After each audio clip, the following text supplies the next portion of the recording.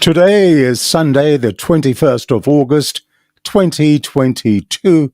Hello, world. Good morning. Namaste. And Nisam Bulavinaka from Sydney, Australia. I am Sashi Singh, and welcome once again to Sashi Singh's Talking Point. In episode 32 this week, we will shortly meet our chief guest, Ms. Leba Seni Nabou, the General Secretary for the National Federation Party and a provisional candidate in the forthcoming general elections 2022.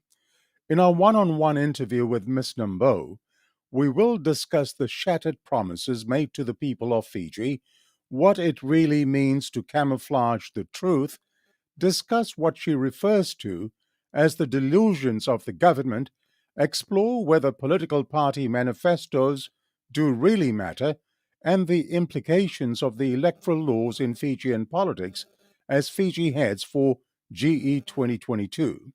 All that, plus a lot more to talk about with our chief guest, Ms. Nabou.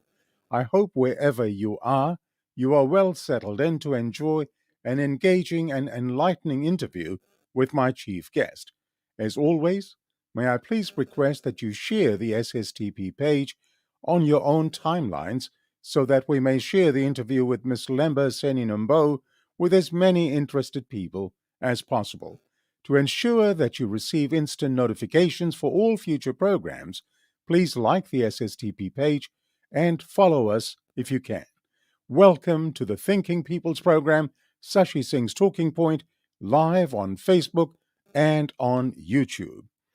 All right, now that we've all settled in, let us see what were the key happenings of the political week in Fiji and Australia. A big welcome to our regular correspondent, Nikhil Singh. Nikhil, welcome to episode 32 of SSTP. Let's begin with Fiji. Nikhil, gone with the wind is how the Fiji Times described it. Fiji human rights lawyer and pro-democracy activist Aman Ravindra Singh has made headlines after failing to appear for sentencing in a contempt of court proceedings following a defamation claim filed against Singh by the Prime Minister and the Attorney General. What do you have for us on this front, and where is Aman Ravindra Singh? Thank you, Sashi. Hello to you and the viewers. Sashi, I don't think the Fiji First government will be looking at Aman Singh to be their poster child anytime soon. In fact, he was a thorn for the Prime Minister and the Attorney General, frequently alleging the PM and the Attorney General of being corrupt. The High Court had found in favor of the Prime Minister and the Attorney General after a defamation case was filed by them, and this culminated in a contempt of court case after Singh failed to follow orders of the court following the decision on the defamation case. He was convicted and his sentencing was held on Monday last week. He was given a custodial sentence of 10 months, Sashi. But much to the surprise of the court, Aman Singh failed to appear. A bench warrant has been issued against him. Sashi, I have been reliably informed that Aman Singh, to avoid further persecution, as I understand it, flew out of Fiji on Saturday, 2 days before his sentence hearing, and I'm told he's safe and at an undisclosed location in Australia. I have recently seen a Facebook post by Aman Singh in which he put a hashtag which reads, "I am still standing," Sashi. All right, Nikhil, a lot more to follow up on that story. We'll keep tabs on that. You reported last week that the supervisor of elections was evaluating contents of an article allegedly posted by a People's Alliance Party provisional candidate before making a decision on whether to refer the party to the Fiji Independent Commission Against Corruption, FICAC. Has there been any further development on that story? Oh, Sashi, it feels like a killing season when you look at the number of opposition parties being referred to FICAC. The Fiji Times has reported that the supervisor of elections, Mohammed Sanim, has referred the People's Alliance Party to the Fiji Independent Commission Against Corruption for a possible breach of the Electoral Act.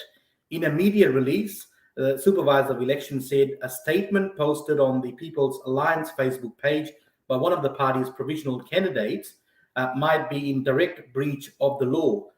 Sanim said the statement by the provisional candidate Liliana Warid commemorating World's Indigenous people contains statements that may amount to racial vilification, Sashi. All right, that's one to look out for. Now, sticking to opposition parties being referred to FICAC, the Fiji Labour Party has released a statement in response to actions taken against the party by the Supervisor of Elections. What is the FLP's response, Nikhil? Sashi, there is no merit in the Supervisor of Elections' decision to report Labour to FICAC for statements made by one of the speakers at its Korovuto meeting late last month.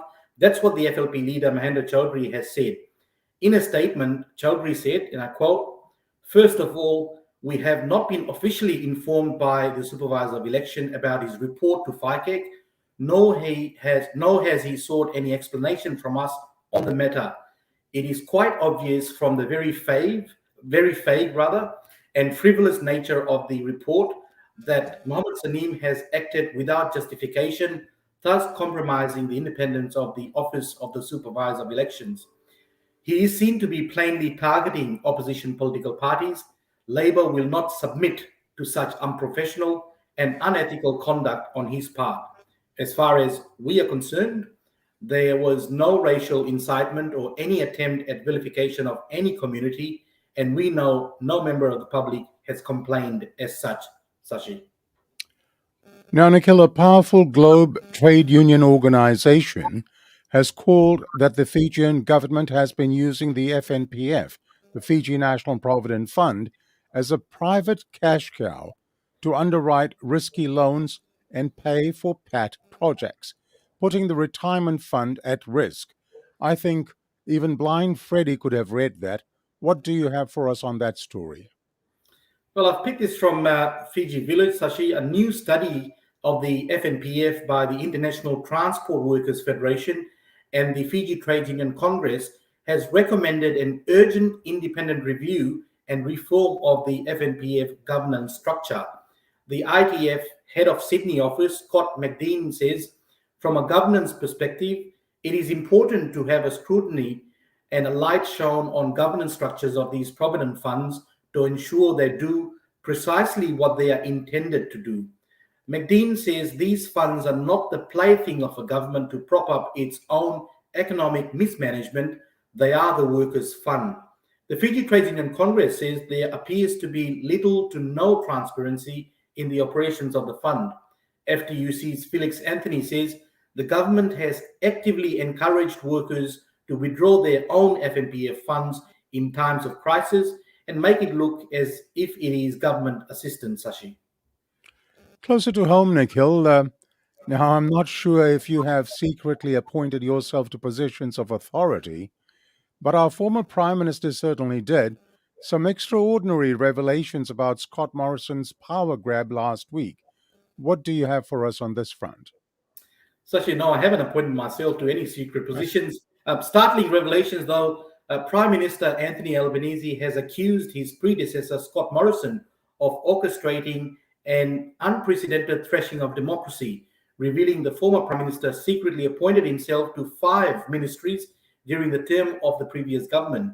Albanese said that in addition to appointing himself to the health, finance, and resources portfolios, Mr. Morrison also gave himself joint responsibility for Home Affairs, Treasury, and Industry. Albanese said that Morrison was operating in secret, keeping the operations of the government from the Australian people themselves. Albanese will tomorrow receive legal advice from the Solicitor General on this unprecedented matter. Now, former Home Affairs Minister Karen Andrews said she did not know Mr. Morrison had assumed control over her portfolio and said Morrison should resign from Parliament. She said, and I quote, "I had absolutely no knowledge and was not told by the Prime Minister, the Prime Minister's office, nor the Department's Secretary This undermines the integrity of the government. Now, some really distressing news. There are reports that one of the convicted Bali bombers, responsible for the deaths of over 200 people, including 88 Australians in 2002, is about to walk free from prison. More on this, please, Nikhil. Really distressing news, Sashi. Umar Patak, the bomb maker who helped assemble the devices used in the 2002 bombing in Bali, could walk free from prison this year. The Indonesian Ministry of Law and Human Rights Regional Office in East Java has proposed the early release of the ex-member of the Jamaah Ismaya, an Indonesian terror group linked to Al Qaeda, completed two-thirds of his sentence plus remissions. The Australian Prime Minister, Anthony Albanese, said Australian officials had been told about the sentence reduction and that the Department of Foreign Affairs and Trade was making diplomatic representations around the case. Sashi, over 200 people had lost their lives, including 88 Australians. And before I let you go, something for our footy fans. The tussle between Queensland and New South Wales to host the NRL Grand Final is finally over, at least for this year. Where will the Grand Final be held, Nikhil? Yeah, good try by the Queenslanders, Sashi. The ABC reports that the Rugby League's showpiece will remain in Sydney this year after a deal was struck to keep the NRL Grand Final in New South Wales. The Australian Rugby League Commission Chairman, Peter V'landys, has confirmed the decider will be played at the Sydney Olympic Park on the first weekend of October. However, he has stressed the agreement was only for this year and floated the idea of a Super Bowl type concept where the decider could be moved around the country. The Queensland government was eager to bring the event to Brisbane, where the match was held in 2021 due to pandemic restrictions in Sydney. So we could well see the final moving to Queensland next year. It all depends, Sashi. Well, Nikhil, thank you very much for your contribution today, as always. Nicely presented. Looking forward to seeing you in the next program. I'll call you after the program. Make sure you answer your phone. I will do, Sashi, and I really look forward to the interview with Ms. Nabou. Thank you very much, Nikhil. Stay well, stay blessed. Cheers. You are watching Sashi Singh's Talking Point on Facebook Live and on YouTube.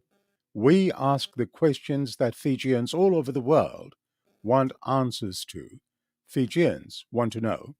Please like and follow the SSTP page if you have not done so. I have an important announcement to share with our viewers.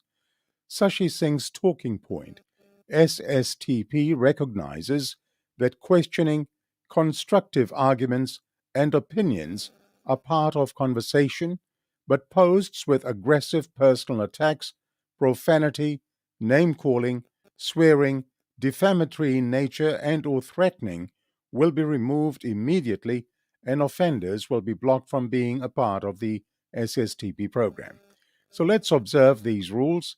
Let's keep it fair, and let's all enjoy the program. Certainly looking forward to your participation in today's program. Now it's time to meet our chief guest on SSTP. Ms. Leba Seni Nabou is presently the General Secretary of the National Federation Party and has served in this role since 2019. She is the first Etho-K and woman to ever hold this role in the party's 59-year legacy as the oldest party in Fiji and probably in the Pacific. Ms. Nabou is a prolific writer, and I, for one, have enjoyed reading her articles as published in the Fiji Times. Today, we are going to hear from the lady who has very quickly made a niche for herself in the political circle and who has been a voice for woman power. It is my pleasure to welcome on SSTP our chief guest, Ms. Leba Seni Nabou. Leba Nisam Bulavinaka Seni, good morning and welcome to SSTP. Bulavinaka, Mr. Singh, and thank you very much for your gracious words and for inviting me on your show this afternoon. And Bulavinaka, Fiji. All right, let's get one thing straight. No Mr. Singh here, just Sashi will do. Thank you very much. Well, Seni, it's a pleasure having you for episode 32 of SSTP. And as I always do, let's begin by asking you, where were you born? Okay, so before I answer that, I hope you don't mind, Sashi, if Mm. I just quickly congratulate all the schools and the individuals who took part in the Coca-Cola Games, which kind of blitzed the nation for the past three days, and I really want to commend all those who were winners, especially the female athletes. But in my book, everyone who made it onto the stage on Thursday, they were all winners. And I think the FFP Prime Minister lost an opportunity to not give any funds in the recent budget to invest in our young people who may be keen to progress, an athletics career. But I thought I'd just put that out there. So to answer your question, I was born in Suva. My father was a first generation import from into Viti from the far-flung island of Oneata. My mother is also Laun from Kambara, but she was raised in her mother's village in Rocky Rocky. My father was an engineer by profession. My mother was a dietitian by profession. She worked at the CWM hospital and then USP dining room and then back to the hospital before she retired. Yes, so I was born in Suva, and I am married. I have 4 children, and I am the eldest among 4 siblings. All right, you've answered practically 4 of my forthcoming questions, so Okay. you've done well. What about your educational background? I have a feeling that Andi Vakambao School must feature somewhere. That's quite correct, Mr. Singh. Sorry, Sashi. Um, because my father worked for an oil company, most of my formative learning years were, spent in New Zealand, Australia, and Fiji. It was like that for a while during my secondary schooling years as well. I found that quite unsettling because, unlike many other children, I didn't grow up with one set of schooling peers or friends. And in fact, I was just thinking about, growing, I have distinct memories of going to school in New Zealand as a young girl and, getting ready for school with a heater on in the bathroom. And then, you know, my mother being from the islands, sending me to school under layers of woolens while, the local New Zealand kids were just wearing jackets. And those are some of my memories, as well as how I struggled because I knew that in school at that age that the English that I grew up with was not the kind of English that my peers were used to. So I also knew that I didn't get what was happening in school. So yeah, I don't know why that's a memory from school. But anyway, yes. So those were the primary school years. When we came back to Fiji, my father decided. I had a few years at international primary school. Then my father decided, okay, you're going to go attend Indian high school. It was known as at the time, which is now known as Jainaran College. And then I remember asking him, why are you sending me to school there? He said, because I want you to learn how to compete academically. So that was that before he then, I think, and I appreciate his wisdom now. He threw all of us siblings into boarding school. So I guess he was probably thinking that we were too soft with all the overseas exposure and we're probably not ready for the harsh realities of life. So ACS did indeed feature in my schooling life. And one thing that my father never let us forget was that the importance of education and the importance of reading. As an island boy, his education was through coconuts, copra. So a lot of sacrifices were made in order for his family, especially his older brothers, to make sacrifices so that a bridge could be built to send him to come to school here. So he's the first generation, as I said earlier, import. And so, yeah, those are my educational background.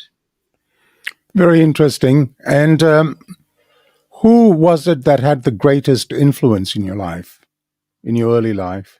Mm-hmm. I would have to say my maternal grandmother from Raki Raki. And I say this because my mother was a working mother. And so I do remember a lot of my formative years and my formative beliefs being built by this old lady from Raki Raki. So I was raised with quite strict and conservative, as well as superstitious um, approaches. So things like I'm not allowed to wear trousers as a young girl, or not allowed to have showers late at night, or not allowed to sweep the house in the evening and let the dust go outside. And yeah, so she was quite influential, and I guess now that she's gone, a lot of that, because she, in Raki Raki languages of the Itoke and the Hindi were used interchangeably with ease among the races, and I guess that some of the superstitious elements were also cross-fertilized from there, because I understand now, like for cutting of hair, where my grandmother was really quite a stickler about making sure that hair was wrapped and then buried and not thrown in the rubbish bin, things like that. So yeah, she was quite influential for me. Great influence indeed for you to have carried those early teachings from your maternal grandmother. What would you say is your earliest memory? I know you've spoken about your primary school memories from New Zealand, but what would you say is your earliest memory? I would I would have to say that my earliest memory is seeing my mother's sister being wheeled out of a house that I grew up in. And I remember I asked my mother, maybe when I was in high school, I have this memory of your sister being wheeled out in a stretcher. And I could see her walk past, being wheeled past in the hallway. And my mother said to me, "You remember that?" And I said, "Yeah." She said, "Oh, that's because her older sister was suffering from cancer and she was being nursed at home. And so um, that I must have been possibly 5 or 6. And then I would wonder, well, why do I remember that?" And in addition to that, I in that period that has stayed with me, I remember the sound of squealing pigs. Um, Mm-hmm. and it's probably from the funeral time. So, and to this day, I don't like the sound of squealing pigs at any traditional events. And so, and then when I think about that, I said, why did that make such an impact on me? And then I think about it and I say, oh, it's because maybe at that young age, just that deep, seated sense of sadness over the house probably really struck me at that young age. And because my aunt was so, so loved. Yeah, so that's one of my first earliest memories, Sashi. Sorry Okay, to and bore, I beg your pardon? sorry to bore you.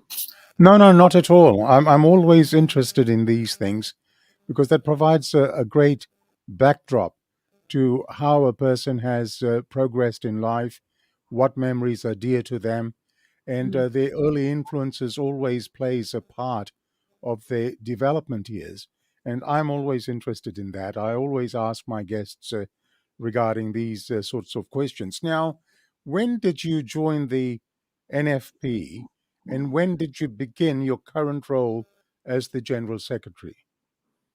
I joined the NFP in 2014. I was encouraged to get into politics. I had to think about that.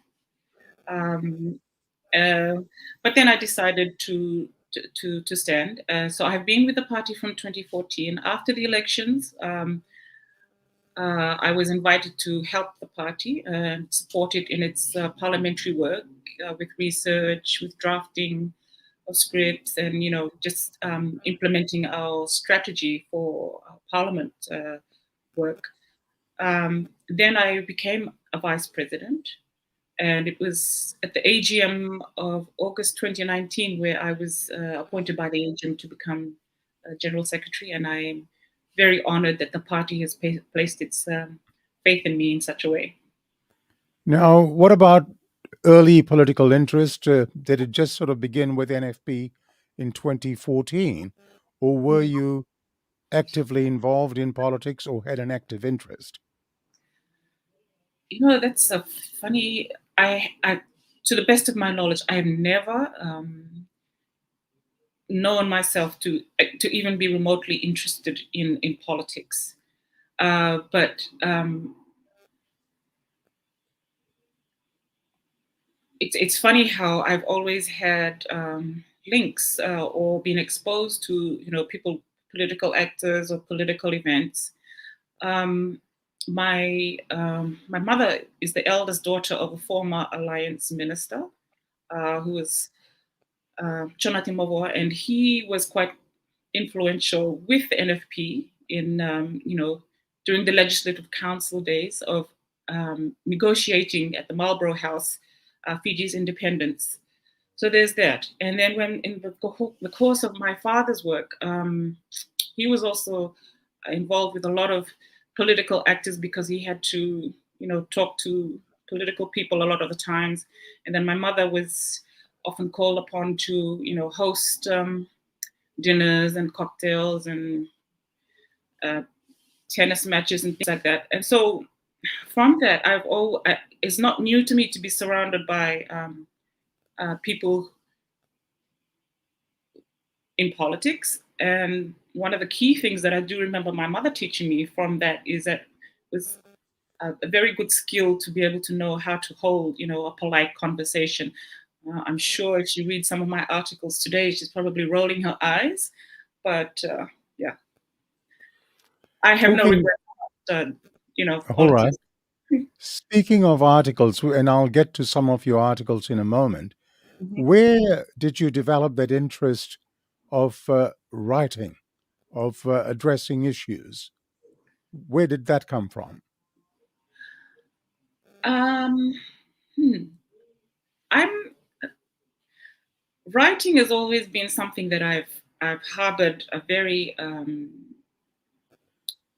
close interest in, but not in such a public way. I've always been very good in um, writing. And I suppose if we go back to my early formative years of going to school in New Zealand, where I struggled with English, I guess that was my way of rebelling about how to make sure that I had a better command of the English language.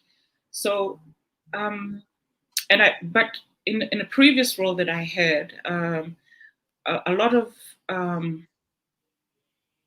I was required to write policy briefs and contribute text for in international conventions and stuff. So that became honed in quite there.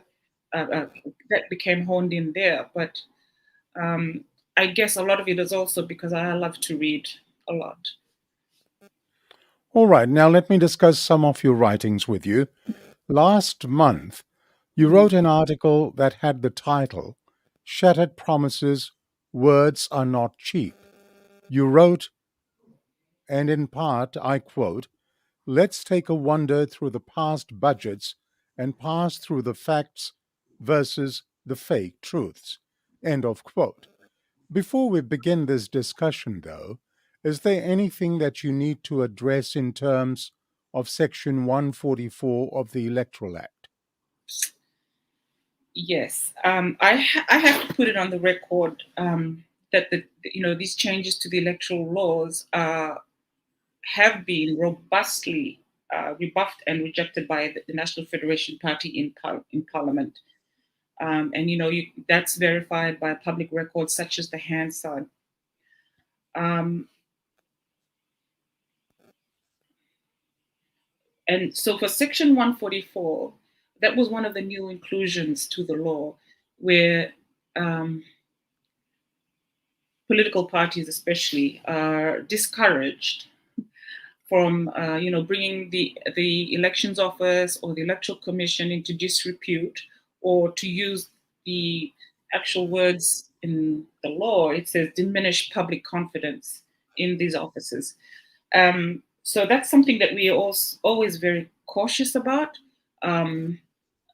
because of course there are penalties, very stiff penalties. We can be FICAT. That's my word, FICAT. Or if we're found guilty, we could be fined $50,000 or 5 years of prison, or both. And just to qualify this, the supervisor of elections, he's applying the law. And all of us political parties in the opposition, we've got grave concerns about all these new clauses. So when I say this, I'm not suggesting that the elections office or the electoral commission is absolved of any responsibility, and I'm not trying to gain favor with them either. And every political party will know that when we do meet with the elections office or the electoral commission behind closed doors, I'm very direct. But all these changes in the law fall squarely at the feet of the FFP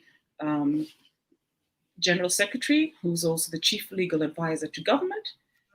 And so the question has to be asked, these changes, are they politically motivated to favor one party? And that's really a question for the ruling FFP government. It's not a question for Sanim. Okay. So address Section 144. All right, we'll get into a depth of discussion in terms of Section 144. Facts versus the fake truths. Just before that, we've had the Fiji First government in power for the last 16 years. Have there been any commendable policies of past budgets? So if we we look back to the past budgets, there are social welfare or allocations that have been made, bus fare for the elderly, help for, the aged and women from time to time. Those are commendable, but they're not new ideas proposed by this government. Previous governments have always made allocations and looked after the most vulnerable in our society. Some of these ideas, for example, the Parenthood Assistance Scheme, which was, I can't remember, was it 2018 budget, $500 for mothers, and then another 500 later. Sound very nice, really not well thought through. And so you will notice that things like, some of these good ideas, and it's because they think that they have the monopoly over good ideas, that they don't want to talk to anybody else. And then when the policies and how it's rolled out fall down, this is what happens. They have to yank those ideas, and then we never hear about it again until the Auditor General picks them up. All right. In that article, you have said that any government weighed down by 16 years or so of incumbency, even the electorate is wide awake and questioning the historical promises not realized from past budgets. Let us now examine some of the historical promises that you say has not been realized. Let me start with the 2014 budget address that was delivered on Friday, 8th November 2013, by Voreqe Bainimarama, the Prime Minister, and the then Minister, who said, and I quote, 2014 will go down as the year we embarked on an education revolution to better equip all our young people for their future and build a Fiji that is not just smarter, but which provides every young person with increased opportunities.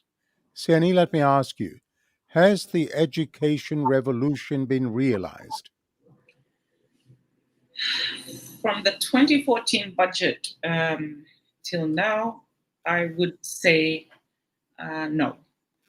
And this is because, if you look at it holistically, the reason why I did start to write those articles was because I was beginning uh, to read all the budget speeches, and then I would, later on in the years, say for example 2014, and I would keep seeing the same things come up again.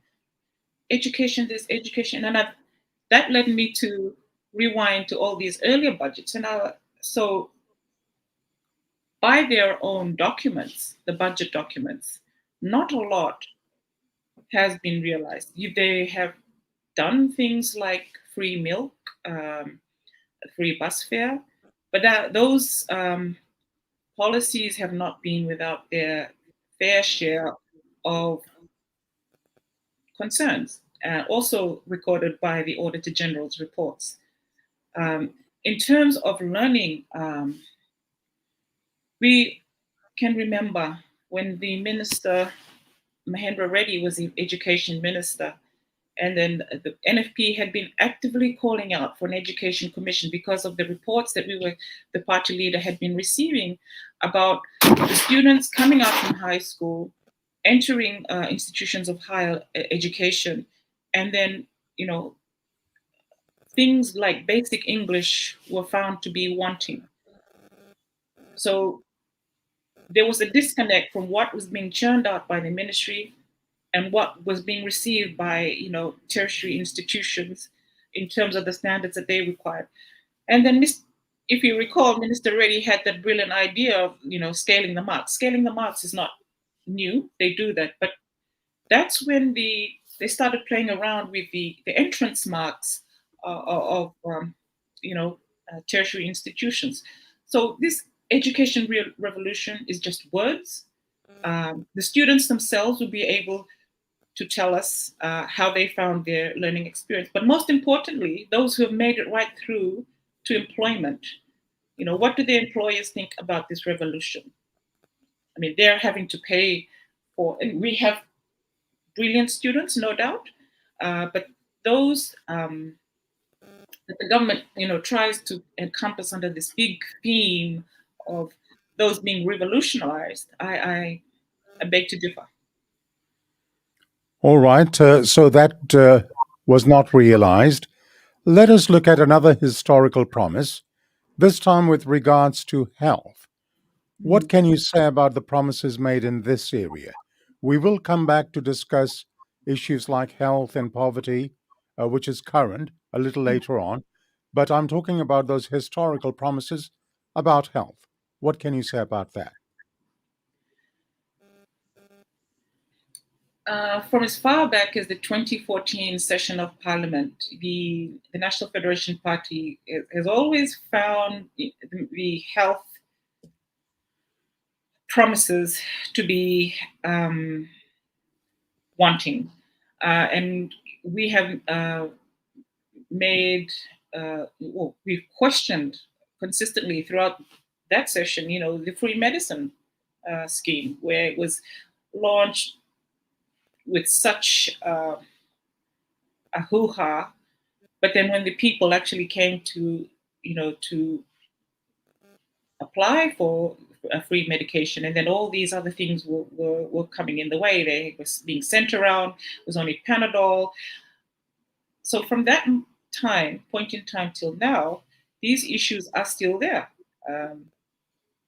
I believe there's a new reform happening by the ministry for free medicine. So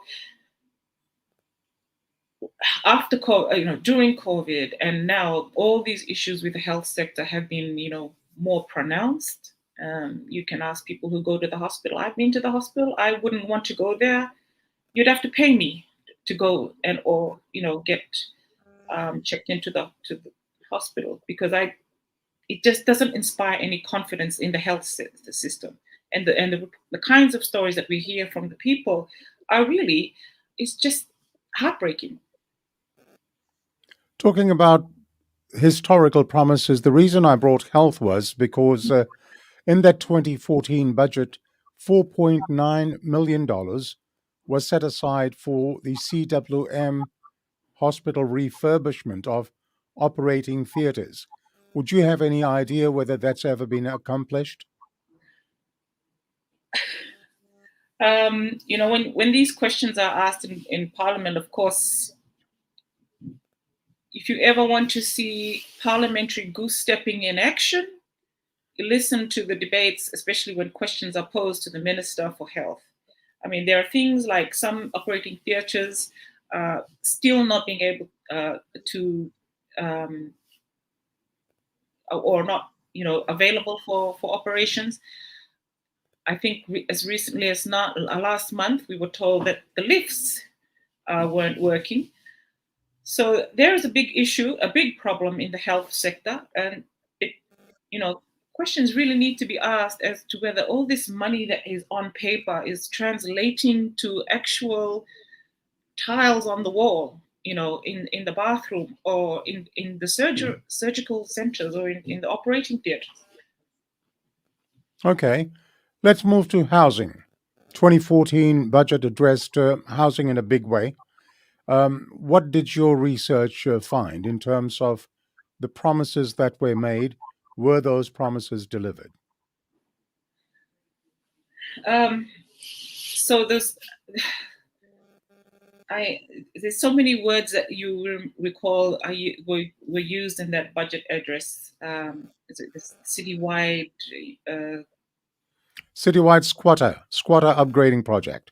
Yes, and I think the minister at that time was Minister Bala, and then during that time there's this issue about uh,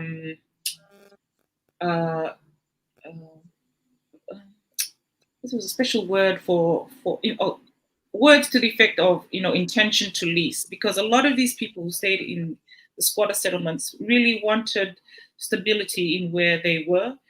Some of those places where they lived were on native land, some were on state land, and so the government had a big problem of trying to regularize all these different lease arrangements.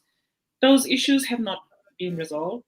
A lot of announcements were made about it, but the current minister, I believe, was getting in, Singapore to come and help with this master plan or something. I haven't seen anything yet. All right, let's look at what promises were made for water and electricity. Is it not true that 8 years ago the ruling party assured the people of Fiji, and I quote, access to clean, safe drinking water is one of the most fundamental of social rights, end of quote. Was this also a shattered promise, Seni? At this point in time, I believe so, Sashi. So those were the promises made, from 2014. If we look at the National Development Plan of the government, which was supposed to run from 2017, I think, to 2021, 5 year, and then it's 20 year. The same narrative is in there, and millions have pumped into for water from ADB, from World Bank. We still have people who have dry taps or no water at all in the rural sectors. In terms of electricity, the same big, bold words in the National Development Plan that everyone's going to get 100%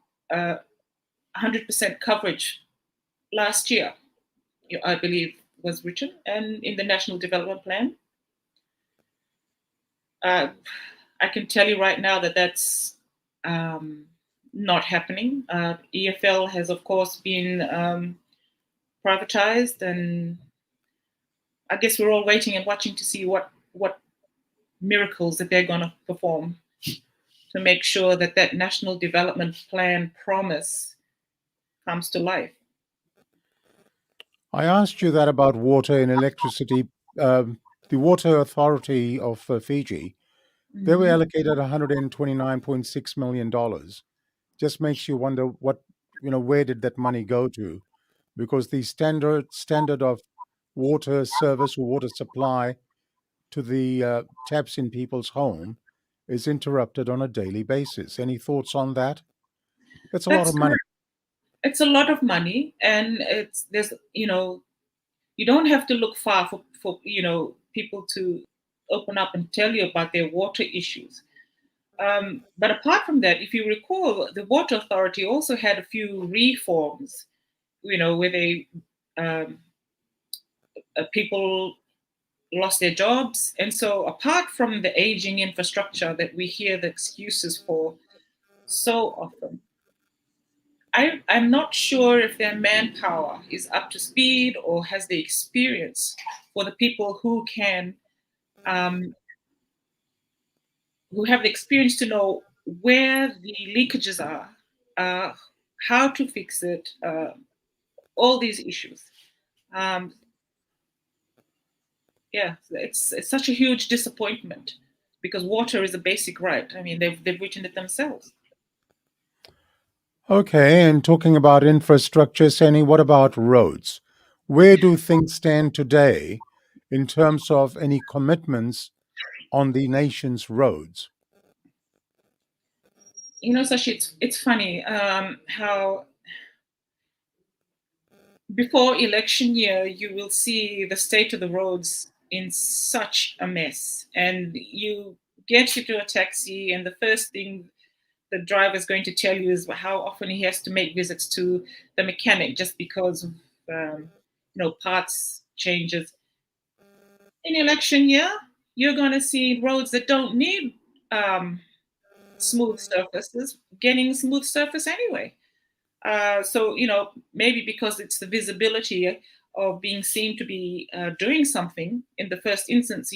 People are all driving to work in the traffic, and they can see the workers hard at work. So of course, people are going to say, "Okay, there's something happening here on the roads." But there are arterial roads, even within the urban centers, that are not seen but that need a lot of attention. There are, and the question is, those nice new highways in Lotoka, in Nandi, and even in Suba, they're great. But how many new roads have you actually has the government actually built? Well, we've heard in the last budget that there's going to be now some kind of big development that will need a consultant from Namosi, the interior highlands. So, I mean, Yes, something like $800,000 was allocated for what you call it, research or a study to find out the viability of having that cross-country highway, so to say. That's correct. And that's almost $1 million. I mean, so yeah, big All right. questions. Okay. Let me now turn to the ever-growing concerns in Fiji on the subject of poverty. We'll discuss poverty separately, but I'm talking about the promises, etc., that were made. There is a belief in some sectors that poverty in Fiji is escalating by the day. Insofar as the government's undertaking or commitments, what has been delivered in terms of poverty levels in the country? Well, if you look at this recent budget, yeah, the solution is $1 a day.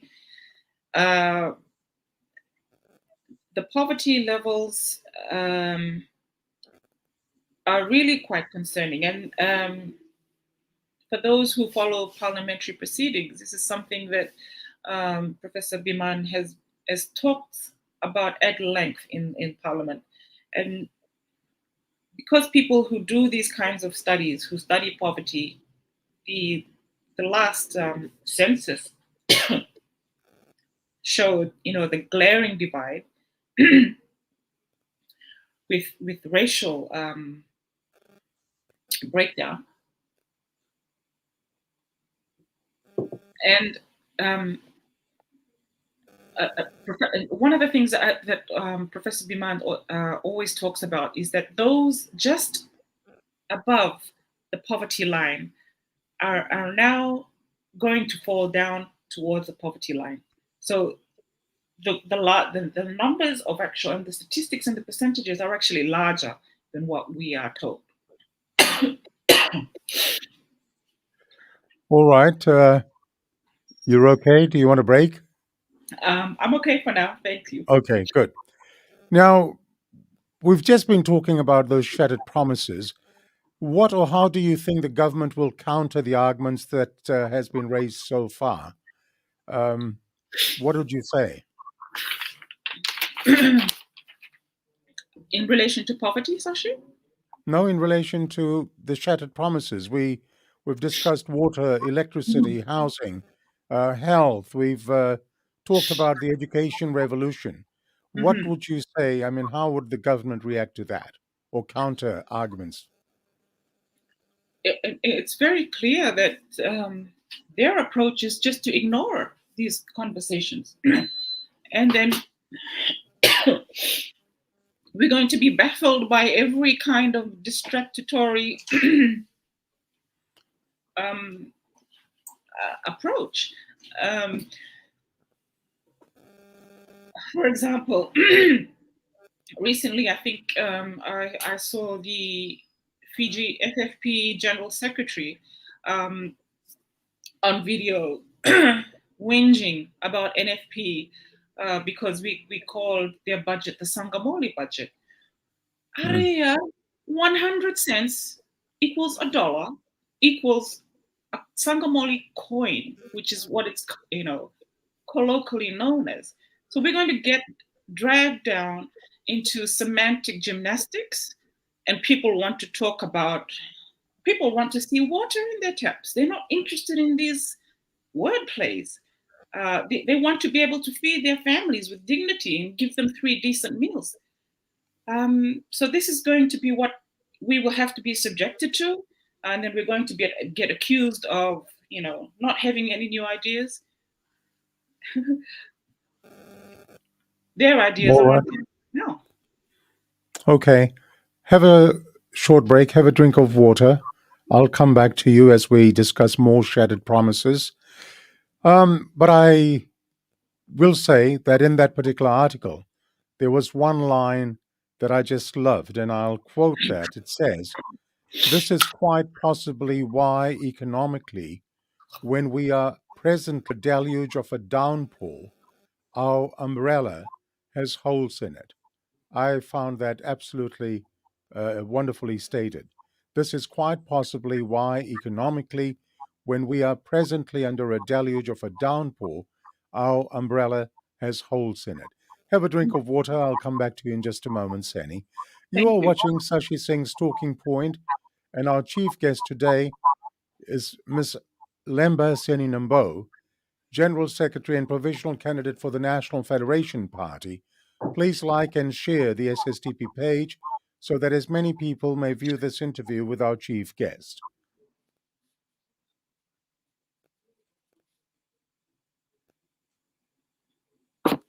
All right, more shattered promises. Your article was More Shattered Promises, Fiji First, and Turning Promises into Deeds. All right, talking about clever countries. I will turn to this article authored by you, as I just said, More Shattered Promises, Fiji First, and Turning Promises into Deeds. In that article, you look back at the 2015 budget. One of the statements made by the then finance minister was, and I quote, "More than any other of our initiatives as a government over the past 8 years, it is a statement about our values and where we want to take the Fijian nation into the ranks of the clever countries, those nations acknowledged for the skill sets of their people." End of quote. Please do tell me, has Fiji achieved that goal? Has Fiji attained the ranks of clever countries? Um, I believe we do have a lot of brilliant people here. And it's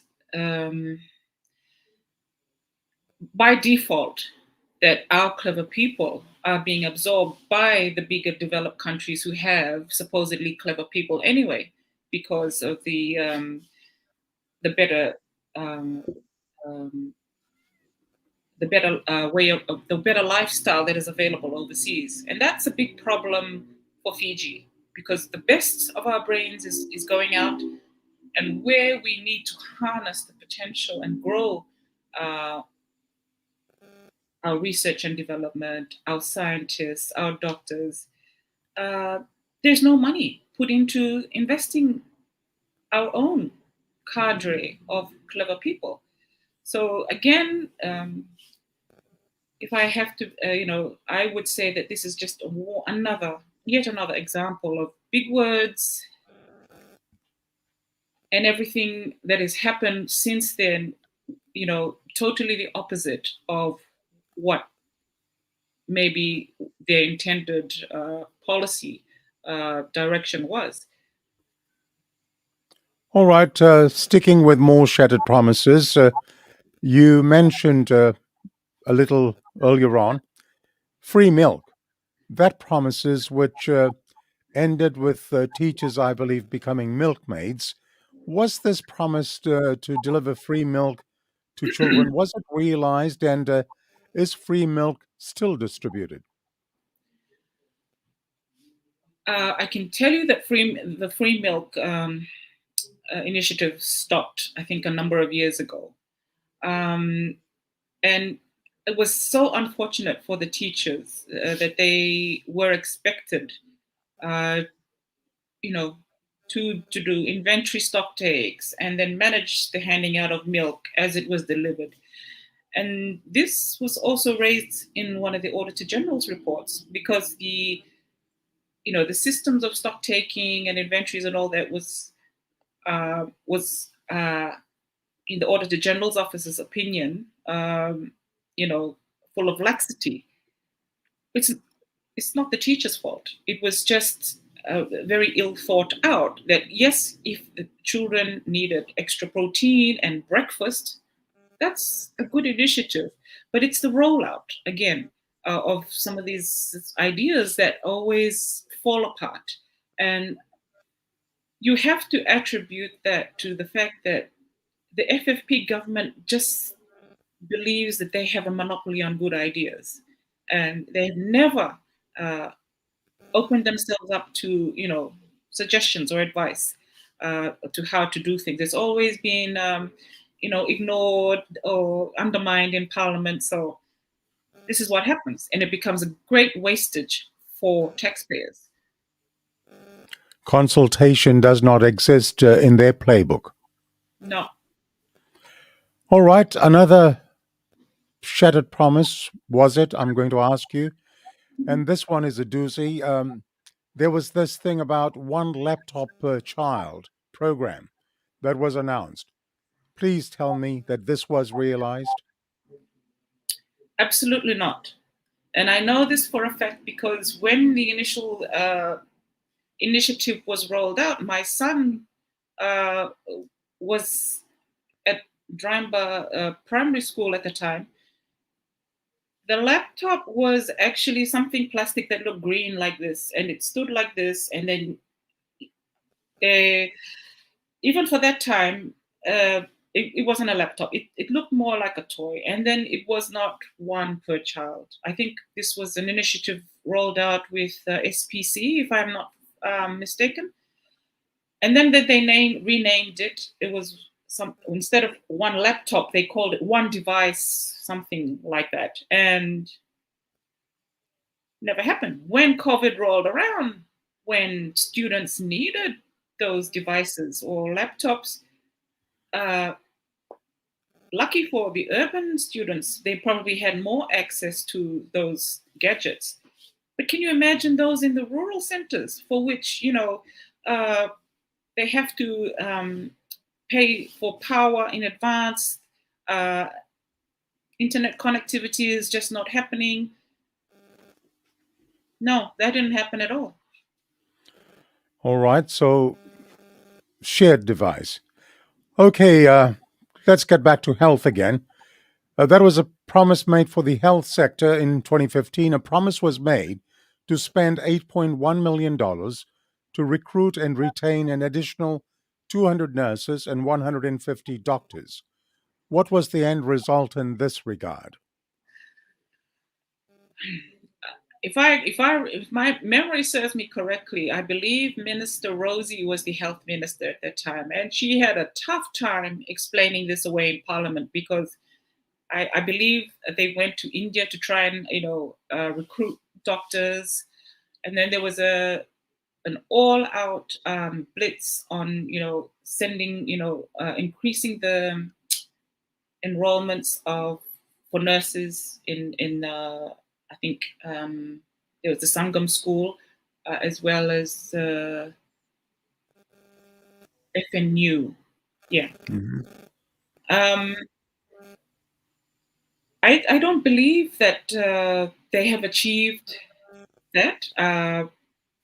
As to the actual expenditure or whether it was spent the way they intended it, I would have to check the Auditor General's reports. But no, I think they're still having major problems, especially now. It's become more magnified now because we're losing a lot of medical practitioners, doctors, and nurses for better opportunities abroad.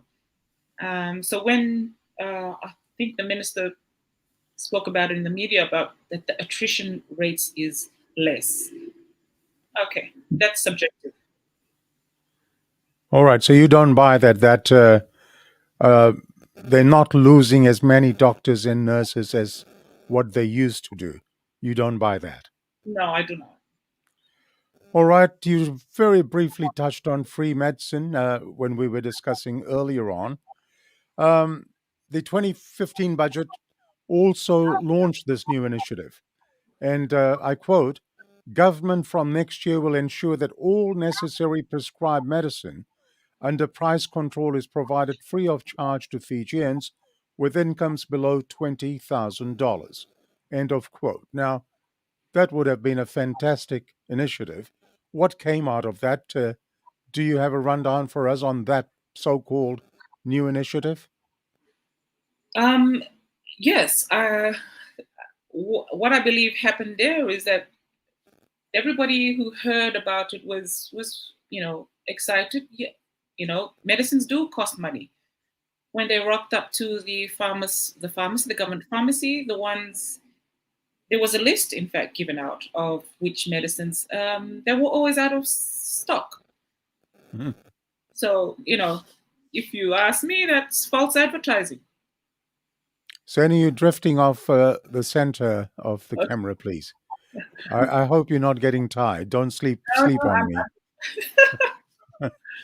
All right. So you just said that when they went up to the pharmacy, uh, those medications that were listed on the free list, it was out of stock.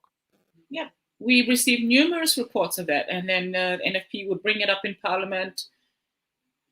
Yeah. Okay. Are there any other pledges that were made that didn't make it? Can you think of any others? Uh, oh, there's many, Sashi, but I mean, it's almost like we're always continuously being conned. I mean, if I could go back to the Waila city, uh, that was also a question in Parliament that there was going to be, a low cost housing initiative, big announcements, Mm. massive sign put up there. You should see the sign today. It's falling apart. Nothing is happening there. And of course, the 100 Sands casino, that debacle. A big signing off ceremony. I believe the prime minister wore a Native American Indian headdress. Uh, they took each other to court. Nothing there. And then I think the prime minister also launched an InstaCharge app, which defied the laws of physics. I think I heard a scientist say. Launched nothing there. So, I mean, it's it baffles me. I'm always what's the word? Amazed that we continue to be conned like little children. And these are the people who are supposed to be working for us. All right, well, on budget night, many promises, undertakings, commitments are made. People live in hope. But when these promises instead turn to, as you term it, shattered promises, what should the Fijian people think? I mean, if you or I did not fulfill a promise to our family members, I think we would be embarrassed, wouldn't we? So, what do we make out of these promises made by the government? What should the Fijian people think of it? That's exactly correct, Sashi. You know, when you tell untruths to relatives, you feel a bit ashamed. I mean, you try that with your kids, and they're going to keep annoying and badgering you to make sure that you make good on your promises. And this is what uh, elections are for. That when you've got 16 years of promises, maybe some are realized, the large majority not. This is when, you know, voters need to say, oh, this is not working, you need to be fired. All right. Let me, for the sake of transparency, say here at this point in time Mhm. that Sashi Singh's talking point, we have extended invitations to the Prime Minister's office. We have extended invitations to Mr. Kayum, the Attorney General, and Minister for Economy. Whilst we've been discussing shattered promises, more shattered promises, um, I welcome anybody from the Fiji First Party, any minister, the Prime Minister, the Attorney General, to come to this program and to tell us the good deeds your government has done and to put your case before the general election.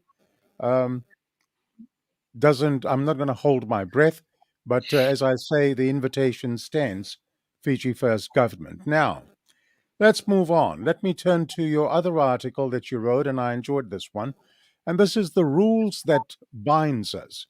You Mm. wrote, now that the Electoral Commission has declared the official campaign period to start from 26th April and to end 48 hours prior to the main election day, it is probably timely that we examine the rules of the game, given that this official campaign period provision is a new addition, as you said earlier, to the amended laws.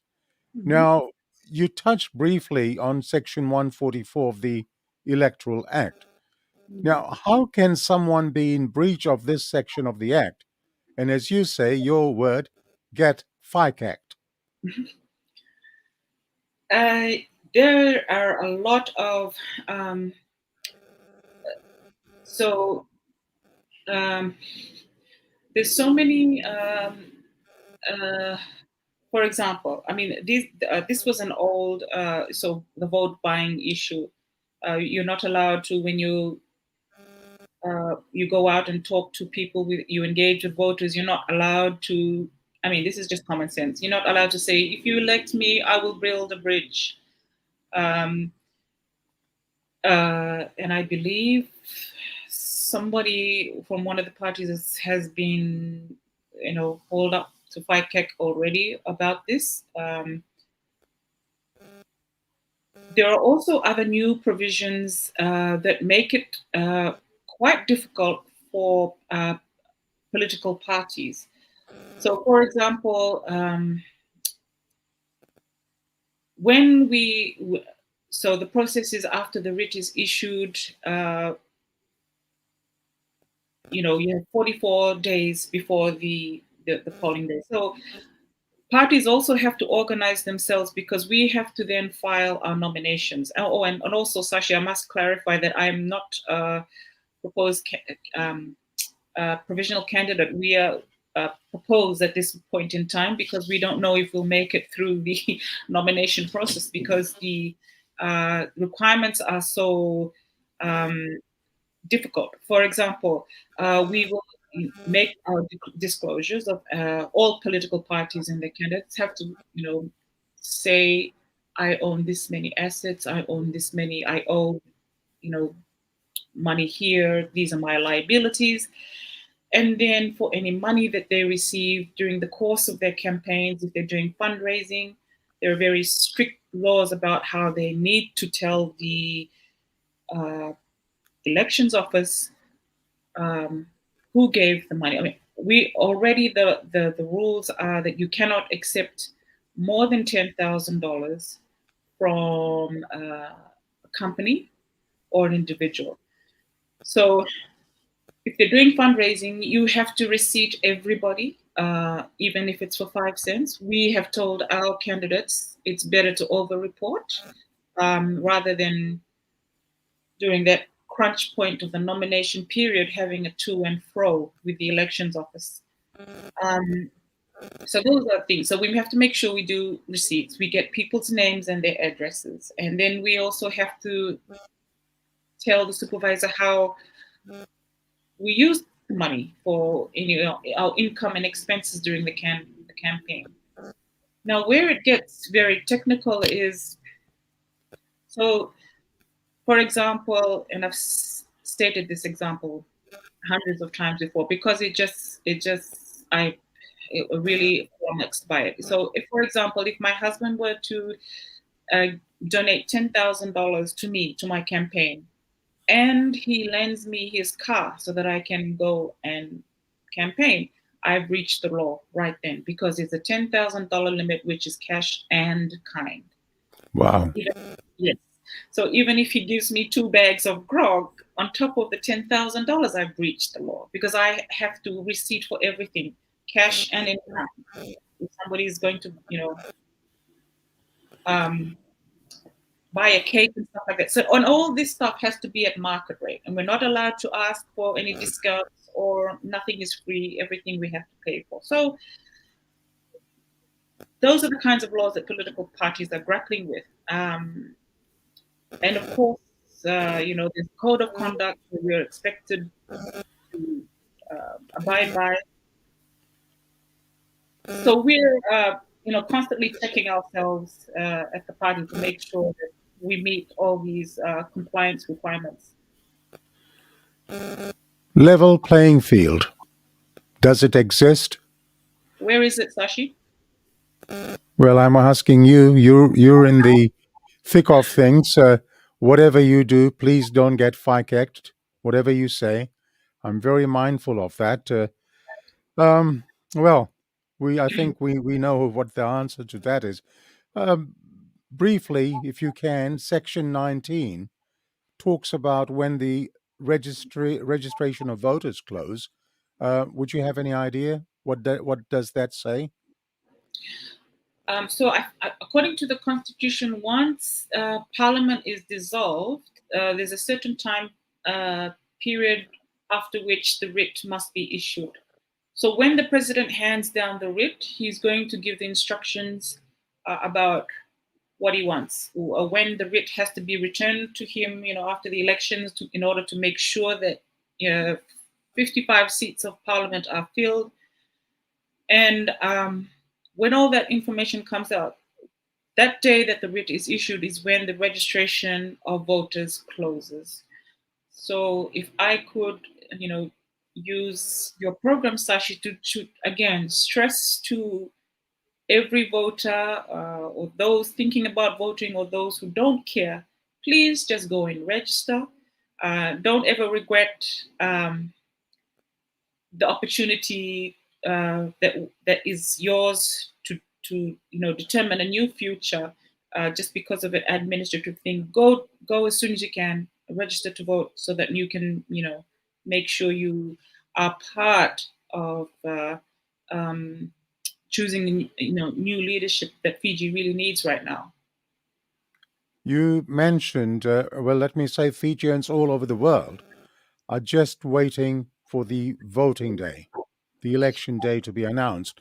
But as you said before that, the writ of elections has to be filed. When can it be filed? I mean, what is the cutoff date? Um, uh,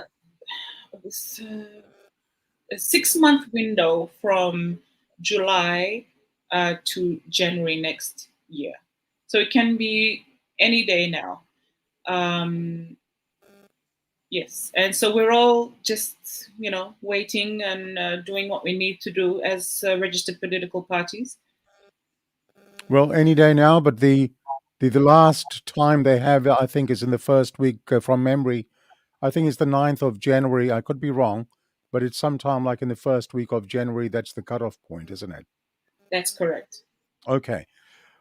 Seni wrote that all registered parties, their officials, agent, campaigners, servants of the parties rather, proposed candidates and their conduct are bound by three main laws. Can you please provide a brief summary of those three main laws for our viewers that they have a better understanding of Mhm. how the rules of the game will determine things? What are those three main rules? So the first one is the Electoral Act of 2014. Um, Yes. and basically, those are the rules of the game for, for candidates, how to, the campaign rules, the process of what happens when the writ is issued, because that's when the gun goes off. If we're running a marathon, when the writ is issued, everything starts churning away. There are timelines for which the elections office has to do certain things, with there are timelines for which political parties have to do certain things. So the Electoral Act, if I could encourage people who are interested in politics or even candidates, please study the Electoral Act 2014. That's your primary rules of the game. Then for political parties, I think there are 8 or 9 registered right now. The Political Parties Act, regulates how we do our business as politicians. And then there's the registration of voters law also, which regulates how voters are to be registered. So that's the third one. Okay. And these three laws that you've just touched on, what impact will it have on political parties? um, so for the because there's a lot of requirements under the Electoral Act, um, there's a lot of due diligence that we need to do. Um, when we field our candidates, we need to make sure there are clauses in there that candidates, for example, candidates can't be discharged bankrupts, discharged bankrupt. They can't have any convictions, and they must be ordinarily resident in Fiji for 2 years prior to the elections. So we need to do those due diligence things. We send it to the elections office. But in order, I would, yeah. So the Electoral Act is really the one where it's the rules of the game, and because it also binds companies, it also binds when it says servants of the party. I mean, could be anyone, could be a taxi driver who has a certain affiliation to a party, and if they're talking to their passenger, and they need to just be very careful about these laws and how things can be misconstrued. So just a lot of care, I suppose, is necessary for parties, not the Fiji First Party. Let me qualify that. For other parties, but not for the Fiji First Party. It's in our interest to be very, very careful. All right. Let me take you to your article titled Do Manifestos Matter? What does the Financial Management Act say about formulating party policies?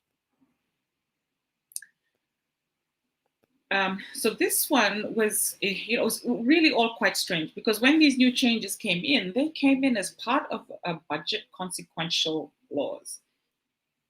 Whether or not it had, was relevant to the budget, but so when they amended the Financial Management Act, we had to then read it against the Electoral Act, because it requires parties that if you've got manifestos, you need to. There are four things requirements.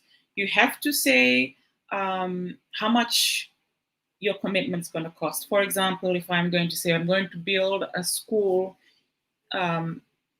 just up the road, I need to say how much it's going to cost. I need to say that if I need to determine where I'm going to get the money from. I need to then determine there's the budget agencies or something like that and then the fourth ground is that if it costs a lot of money and then I would need to raise revenue to meet this commitment, how am I going to raise the revenue? So you've got to declare all of that. Yes, as soon as you say it, or yeah. Wow. Okay. It gets stranger by the minute, so to say, those rules. Now, Section 27A of the Financial Management Act obligates the Minister for Economy to ensure that a pre election economic and fiscal update prepared by the ministry is published on an official government website within a 14-day window after the official campaign period has been made official. Has this been done yet? It has. This is it. All right. Okay. If you can hold that up, we can have a good look. So that's the document. That's a All right. document. It's available online on the Ministry of Economy website, but I think that it's now nullified by the new recent budget. All right. So that okay. All right. I'm not going to ask you my next question if it's nullified. Um, Note that Section 116 of the Electoral Act is a consequential amendment. What are the critical terms of the new requirements? Section 116. Mhm. Sorry, I'm just going to flick to it very quickly to remind myself. Sure. Go ahead. It's good that you've got the act there with you, Yeah. so you don't make a mistake and then, as you say, get FICAC'd. All right. So 116. Yes. Okay. So these are in effect the campaign rules, and basically they're very common sense things that you have to respect the rights and freedoms of other political parties to campaign, to talk to the electorate, and you know during the elections process, we can't be harassing the elections officials. They're there to do a job and make sure that everyone votes, and we can't get in their way, kind of thing.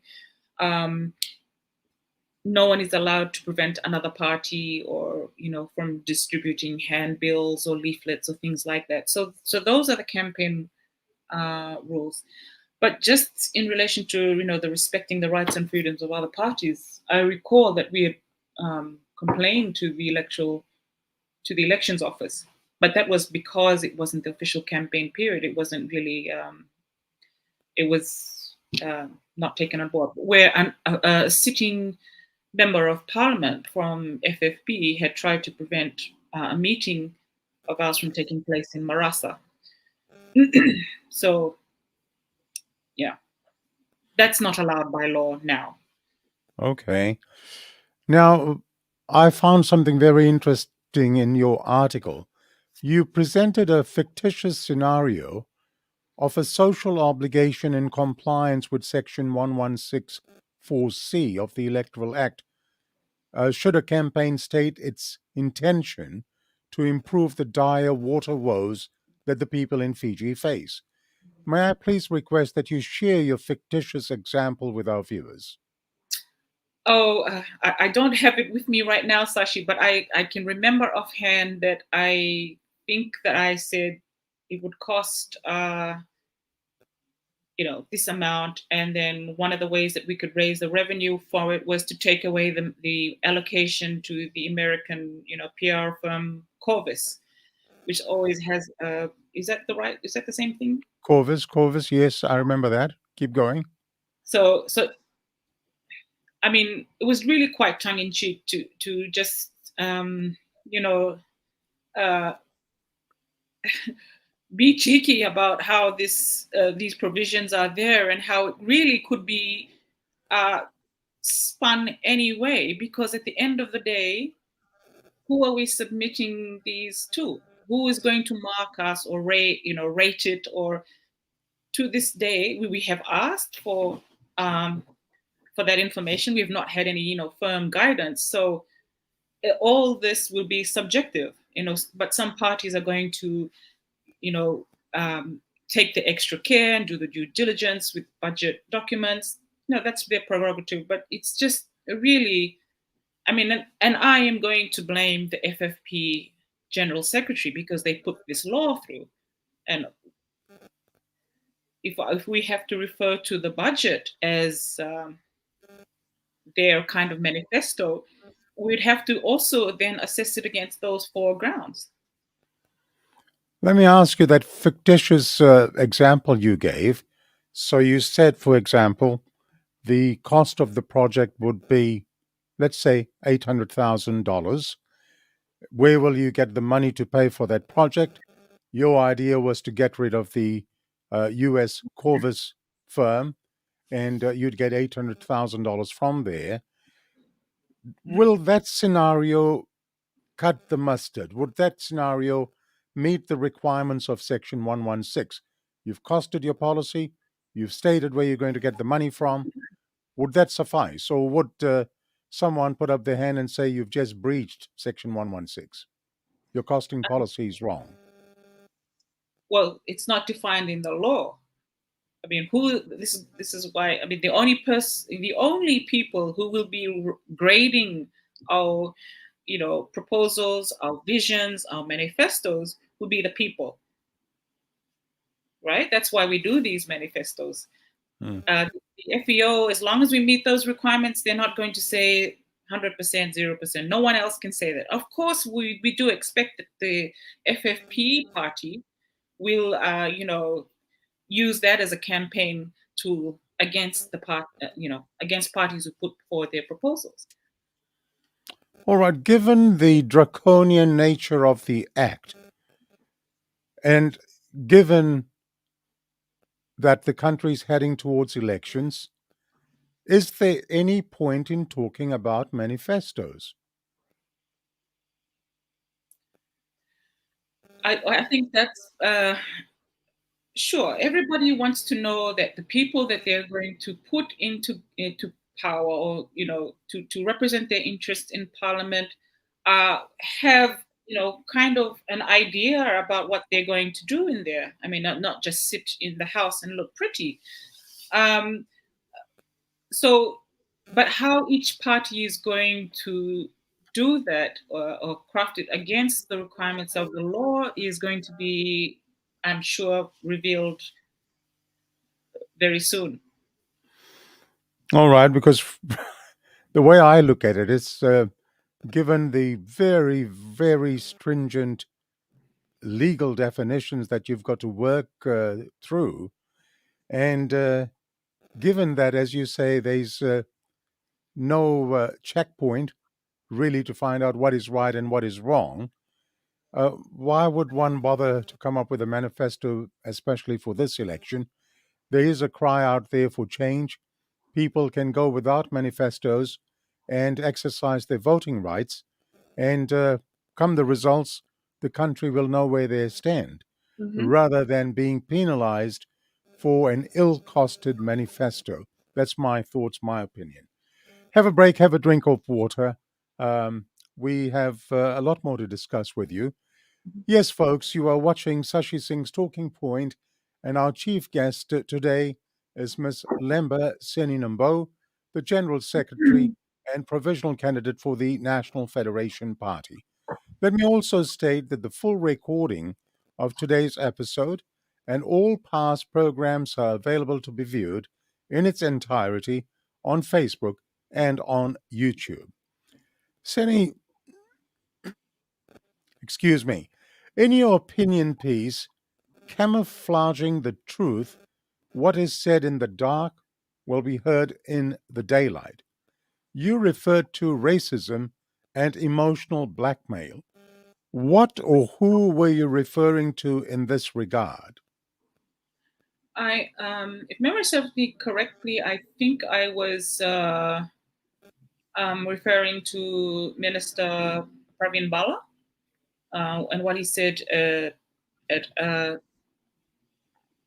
temple. Is that the right one? Because Yeah, I think you are. Yeah. Well, in fact, there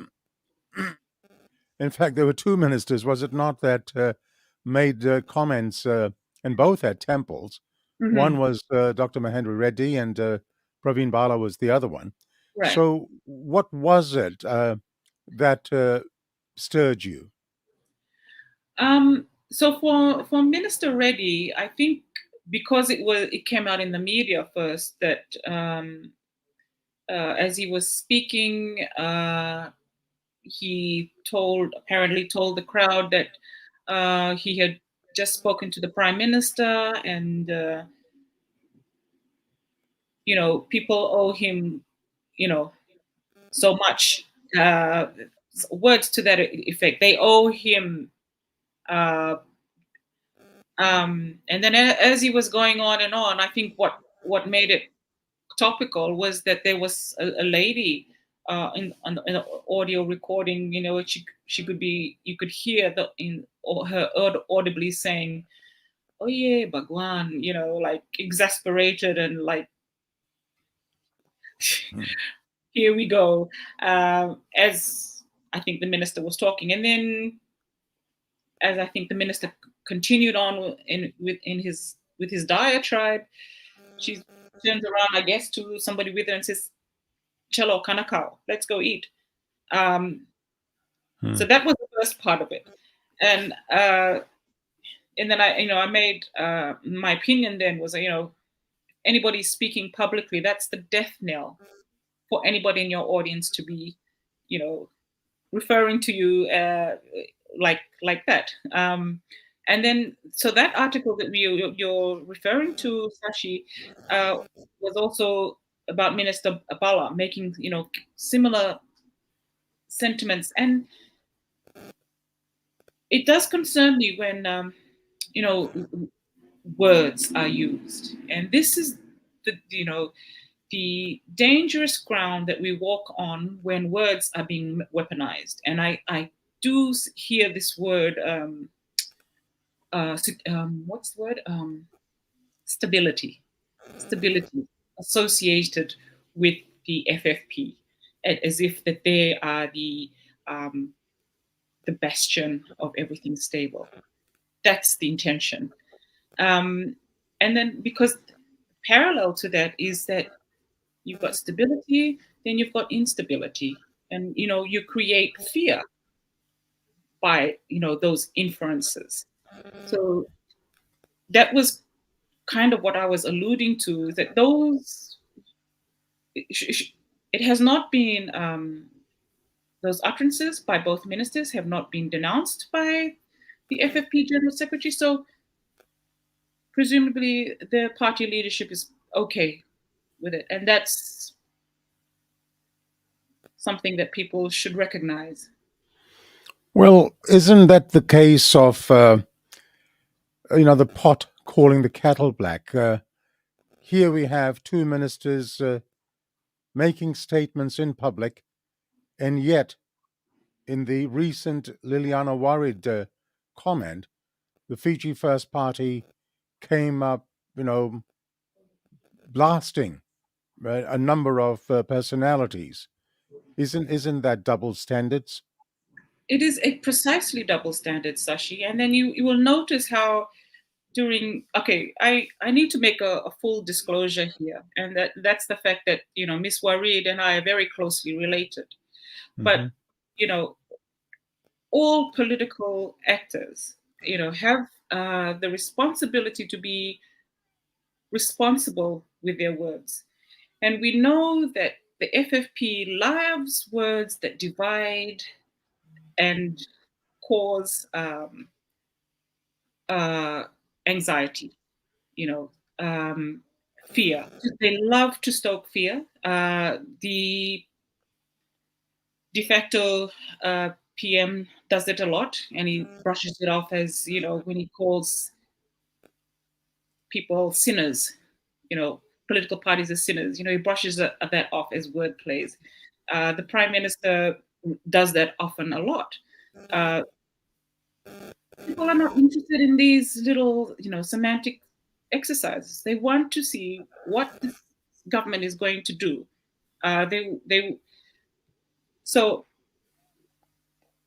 as I said, all political actors have a responsibility to use their words responsibly, and then but this government is the last to be pointing fingers at anybody or to be self-righteous and to, have hysterical, tantrums when other parties don't want to buy into that debate, because those are intended to split up people. We're not here to pander to what FFP wants us to say. I think our party leader said that very, very clearly. But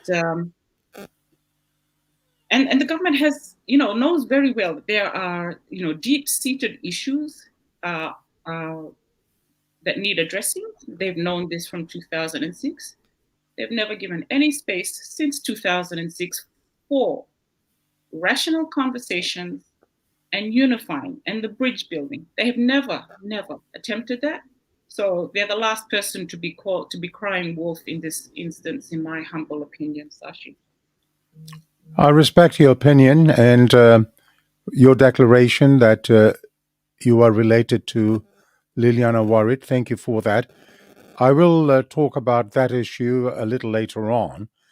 Now, given the scenario we just talked about, the scenario with these two ministers weaponizing words, as you said, what would happen if such speech utterances were made by any opposition party member? What would happen? They'd be fight-cacked in an instant.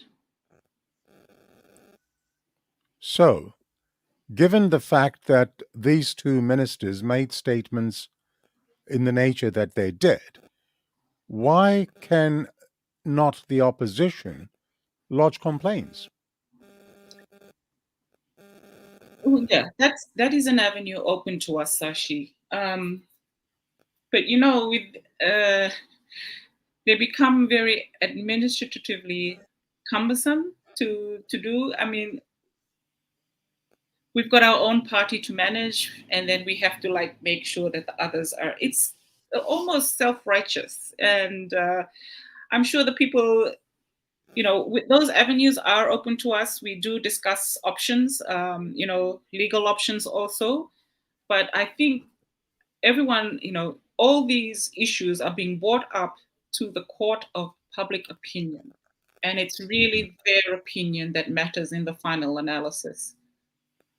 And therein lies the danger, because in the court of public opinion, one can really get blindsided by something which is not entirely true, or something that is skewered in a way to portray fear amongst the community. Mm-hmm. Would you agree with that? Yes, that is true also. Okay. Sometimes talking about these sort of topics gets depressing. But let's move on. In our SSTP trailer to publicize your appearance on this show, we mentioned that you will also discuss with us the delusion of the government. It is to that topic that I'd like to turn to now. Firstly, if I may say, or let me explore with you, the power base of the FFP. Who, in your opinion, really wields the power in the FFP? I mean, Sashi, for NFP, that's not a secret. It has been said in Parliament by our team. The de facto Prime Minister, in our opinion, is the General Secretary of the FFP, is really the power within that party. And many, many people have that same belief in the country, I take it. Mm-hmm. Now, do you think that Prime Minister Bainimarama should ever be held accountable for explaining to the people of Fiji why he let this happen? Um, I think, Sashi, that that day of reckoning with the people is coming, and I'm not sure that they're going to, voters are going to want to have a discussion about the whys and wherefores about it. They're just going to go straight into hire and fire mode come polling day. Okay. Let us now explore the delusions. Firstly, though, if you can explain to our viewers, what is a delusion? A delusion is grand ideas that only you have about yourself. It's not necessarily shared by other people. Okay. Is there a word for delusion in the Fijian vernacular? Um, uh, hmm. I suppose that if, colloquially you could say is, natatanra, or you're dreaming kind of thing. All right. Okay. All right. Then, what are the delusions of this government? Pray do tell. Yeah, so I think from that article, the main gist of what I was trying to say was that I think I said it earlier also, that they believe that they have the monopoly on good ideas. And that's why they don't think that they should consult anybody. From time to time, you will hear them say, "We have the mandate of the people." Uh, they used to say that a lot in the 2014 session of Parliament. In the 2018 session of Parliament, not as loud, because that mandate was only a thin 0.2% of the total voting population. But so it's really no surprise to us that, because of their delusions of themselves, that they don't feel they need to discuss, that they know it all. A lot of their ideas and their proposals continue to fall apart because they just don't want to consult.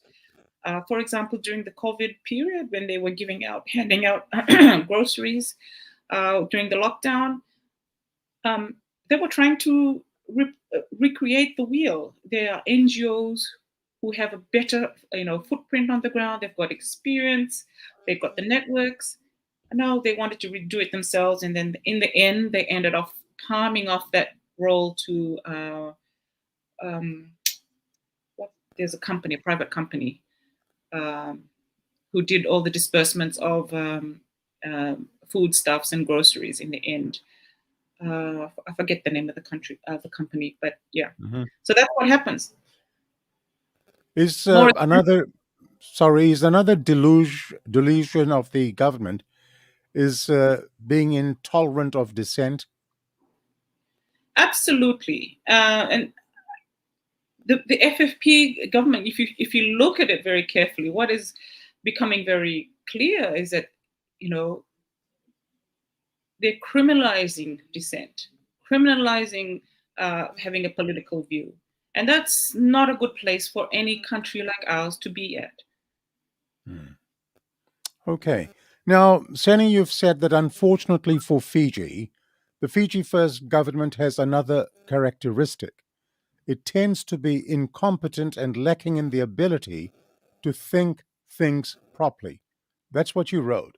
What did you Mhm. mean by this statement? Uh, I'm trying to think of an example that, because there's so many, Sashi.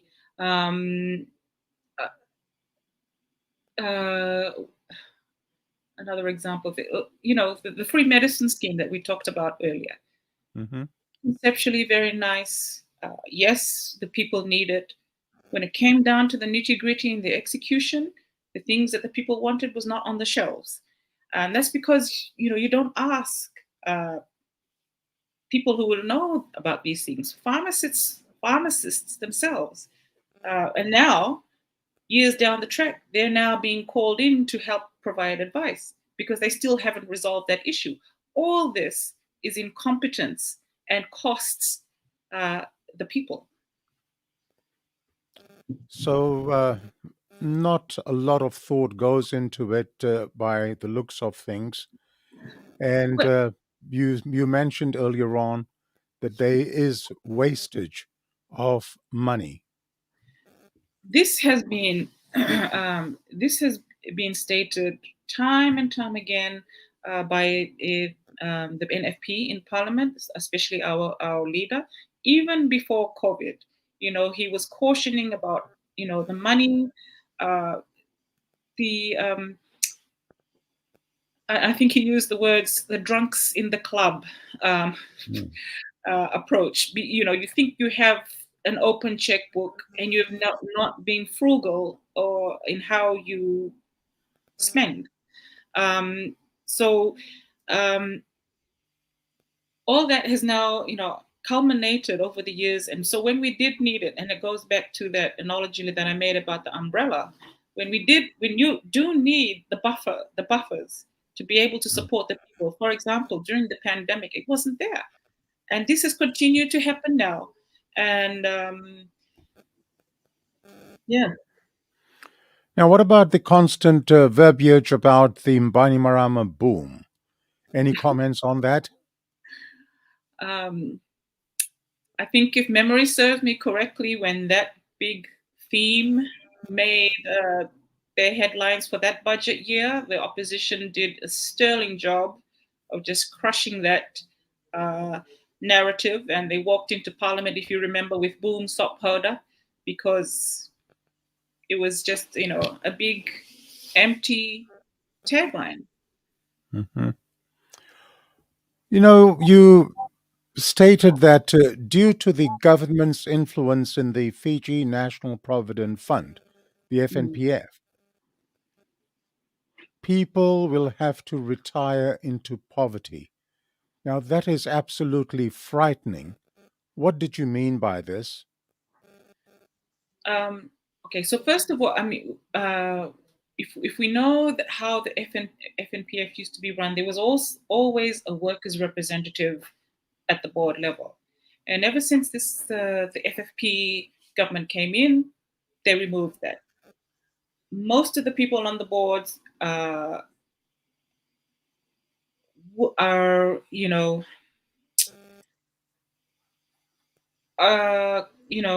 Cronies appointed. Um, yes, appointed mates. by the government, and Mm. of course, they would have a relationship.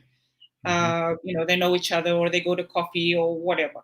Uh, so the interest of the pensioners is not being protected. The CEO, the previous CEO of the FNPF, used to come out regularly and point out the fact that there are many pensioners uh, whose balances are so low that when they do retire, they will not be. It's less than $10,000, something like that, and that, as you said, is quite frightening because when you're old, you don't have an income, and your health needs are probably going to be greater. You probably need a bit more support. So if that's not happening, what will happen is that we will have more uh, elderly people who will then need the social safety net of the government, whereas they had already um, tried to save up through the FNPF. And also, some of the FNPF investments, there have been spoken about by NFP in Parliament. There are big questions there in our mind, and this is uh, very much a red flag for us because pensioners' money is important.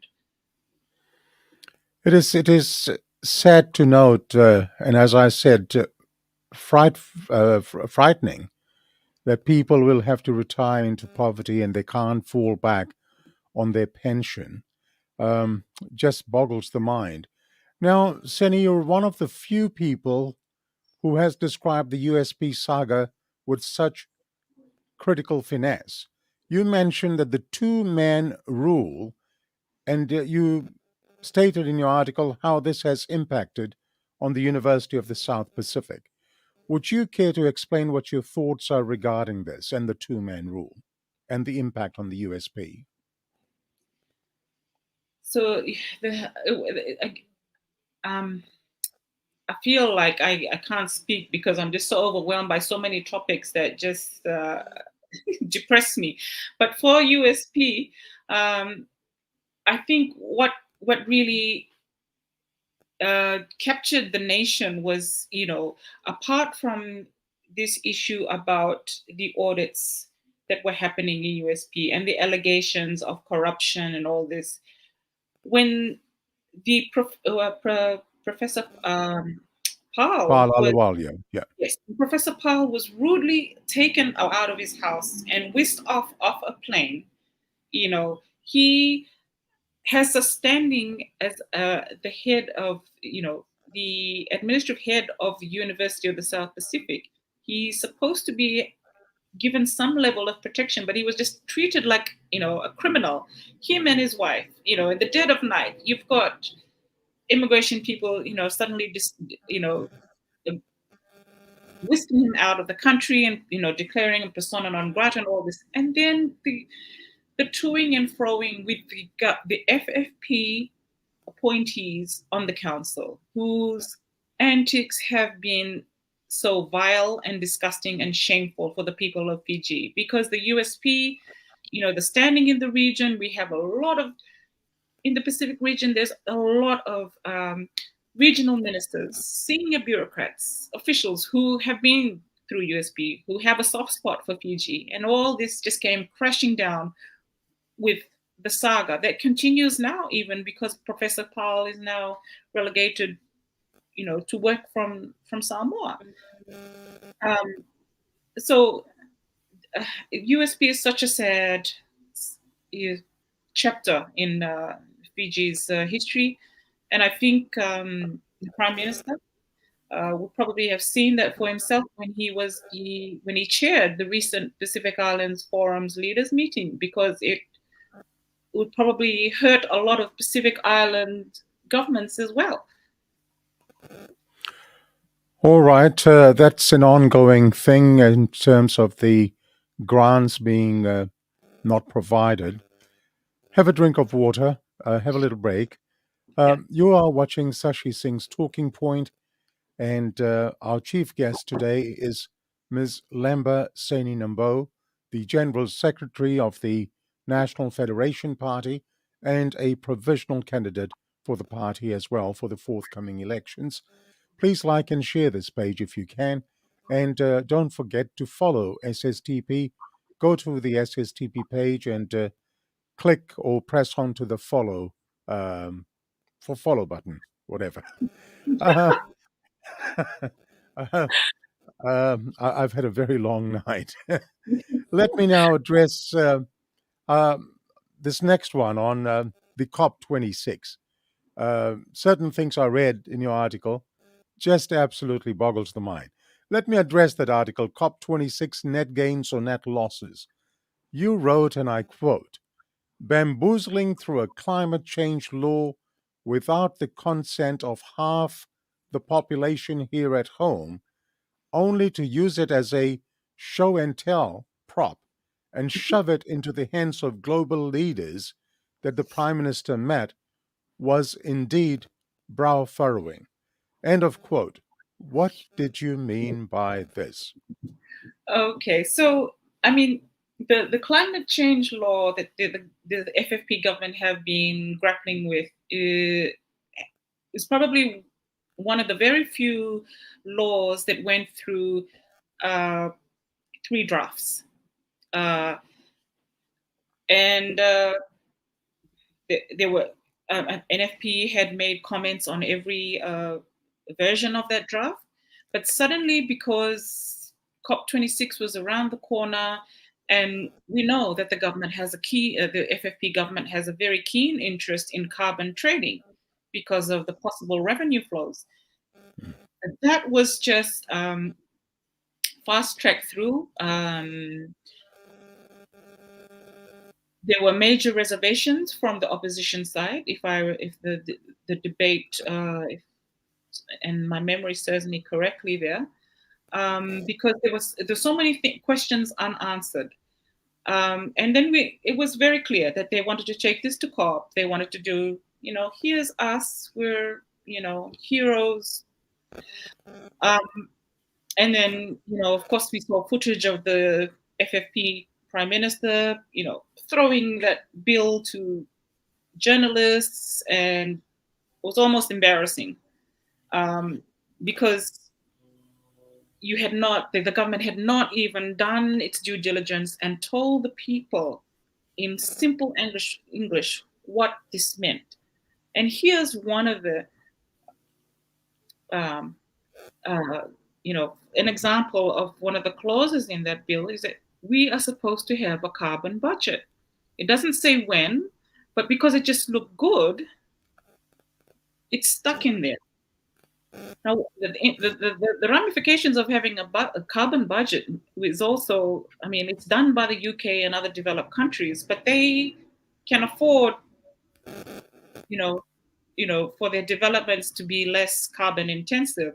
I'm not sure that this government, who's still depending on tourism, wants to build roads, still has a lot of infrastructure to build, is ready for a carbon budget. And so I suspect that clause is going to sit there as like a placeholder for a long time.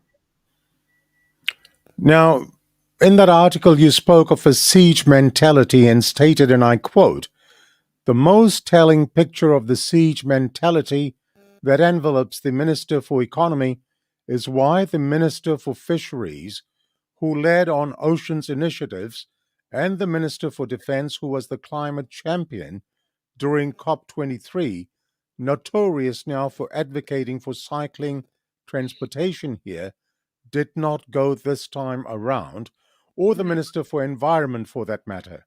End of quote. I find it most bizarre that the Minister for Fisheries, for instance, the Minister for Environment, that they did not attend. Why do you think this happened? And is it a case that some are perhaps perceived more competent than others? There is that prevailing view, Sashi, and then there's also, because we had also, when we made submissions on the bill, there was also in the law that, so kind of the FFP Minister for Economy is like the super minister and all the other on all climate change related stuff. And we said this is absurd. So that was what I was meaning. And then, when COP23, when the FFP Prime Minister was the president of the COP23, the chair, everyone rallied, to support that. They had different debates going on, and you had the fisheries minister going. That's when you had the Minister for Defense riding that bicycle. So if that's the standard by which you're going to want to progress climate change, because it is important for Fiji, because we care, because we've been hit by so many natural disasters, then why is it selective about which COPs people go to? And this no standardization of representation, because there are different levels of discussions, and if you're not up to speed, you're just going to be doing the side events outside. And I don't know if that's really a prudent way for a taxpayer's money to be spent. Who did you call a super minister? The Minister for Economy, because by law, he is in the Climate Change Act. All right. Let's discuss poverty in Fiji and cost of living. I find that one of the sorriest things in Fiji right now is the level of poverty in the country. You move around. You are the general secretary of one of the major political parties. You meet people, you talk to people. What is the reality on the ground when we raise the subject of poverty? Prior to COVID, Sashi, I shared once with the party that it was on Sunday. So the local shop just down the road from where I live, where we go and buy bread on Sunday morning. And I would, everyone likes the hot bread. And on a Sunday morning, I would see children walking out of this shop with 1 packet noodles or 2 packet noodles and Sunday. So this is Sunday morning. So I know that this is probably lunch for a lot of families, and that struck me because for me to eat okay, Sunday lunch is a big thing. Yes. That was before COVID, and just recently during COVID and after, I talked to the shopkeeper one day, and then she told me, oh, because this shop in particular, their bread is quite good, and when we would go, sometimes they're out of bread, and so I said, what's wrong? And she would say to me, no, I've had to cut down the number of loaves that we produce because people aren't buying like before. So that again struck me that the household incomes are really not on par with the prevailing costs of goods and services in Fiji right now. And we know this. I mean, even from schools, I know from my son that some children do not have lunches. And it sickens me that we have regressed to this state. When the census results were put out by the Bureau of Statistics, and remember the then was is he the CEO or he was Statistician, the chief statistician. yes, Hmm. and how he was fired for that because of the way he distilled the results by ethnicity. Um, but if you go to the poverty figures itself, that was in 2017. We are 5 years now with those figures. We're 5 years down from that. We've had COVID.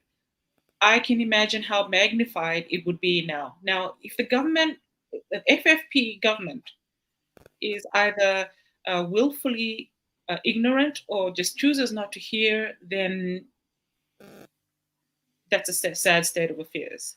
But I am quite sure that they know what is happening, um, and I'm not sure whether they are thinking about what kind of options to roll out now that they've locked themselves in with this budget. But yes, I'm pretty sure that even the voters will be expecting more because I don't know whether you've read I've been keeping an eye on what's happening in Australia, the Reserve Bank there, the interest rates, mortgages, and things like that. I don't believe that things will ease up as quickly as the government thinks it will. Well, that brings me to my next question. How in touch is the government in poverty levels?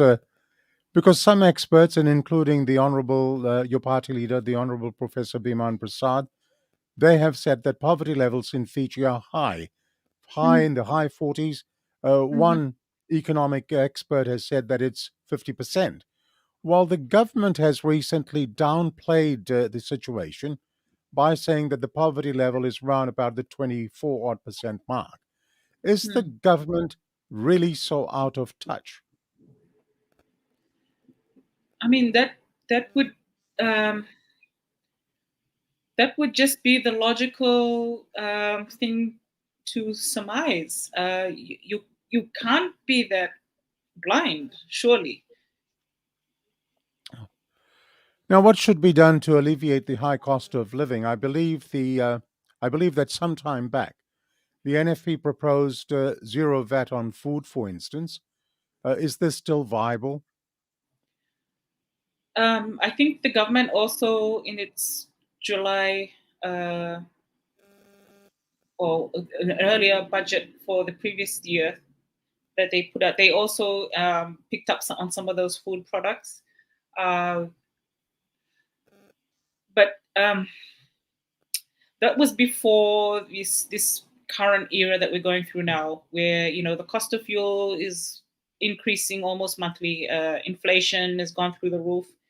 Um, I'm not sure that that's uh, enough of a social, safety net for the people in terms of cushioning poverty.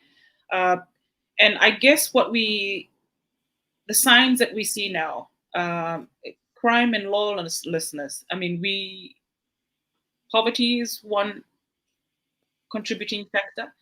But if we are not talking about poverty, and I mean, if the government doesn't want to talk about poverty, then obviously they're not going to want to talk about the flow-on impacts of tighter purse strings and the ability to put food on the table.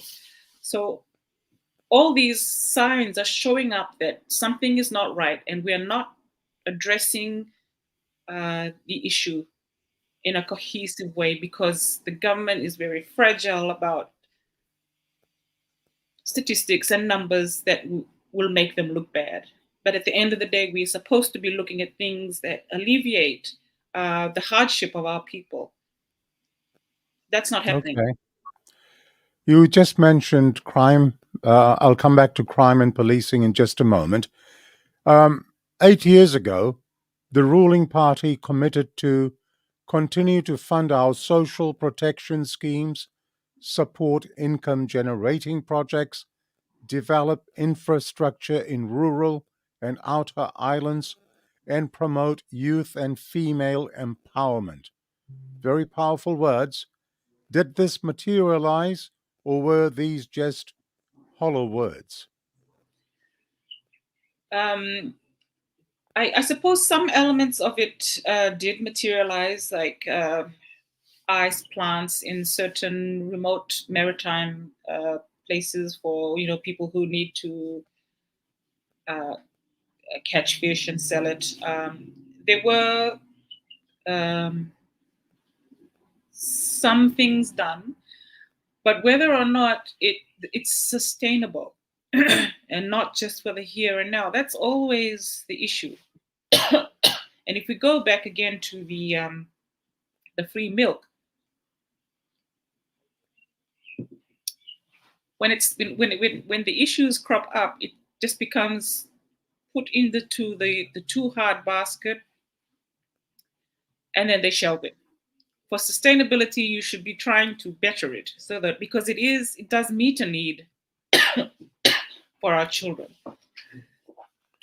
All right. I know you're not used to talking for such long periods of time. Not long to go. We're heading into the home stretch. Did you finish that point, or you want to talk a bit more on that? Thank you, Sashi. All right. Okay. Well, have a drink of water. As I said, we're heading for the home stretch now. You mentioned the marathon before. That was the starting from the starting block. We're just now very close to the finishing line. Right. Let me raise the subject of crime and policing with you. Mm-hmm. Now, last weekend's street fighting between gangs in Suva, the video went viral, seen worldwide. What do you think is the root cause of this? Now, is it really drug warfare and turf warfare, or are there other underlying issues for such gang wars?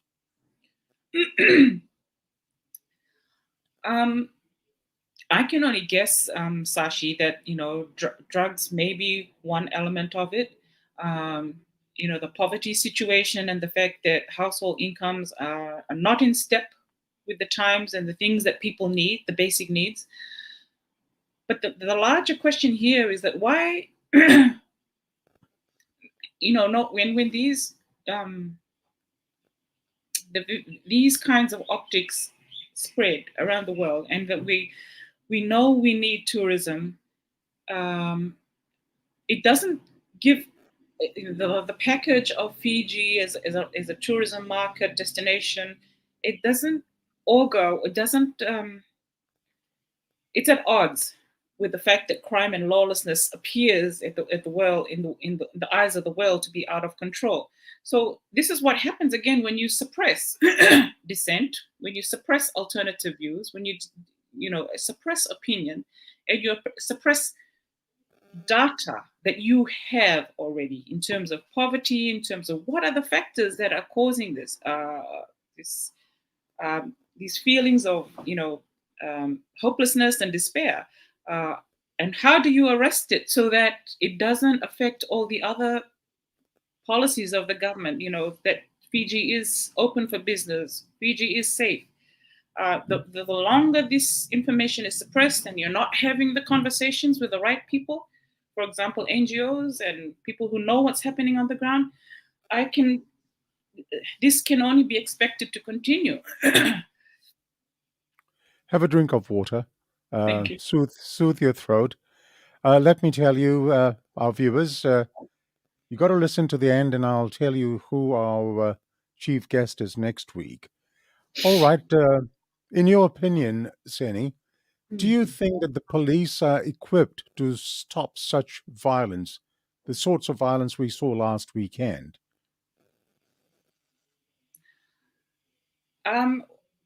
My expectation is that if you're in law enforcement, to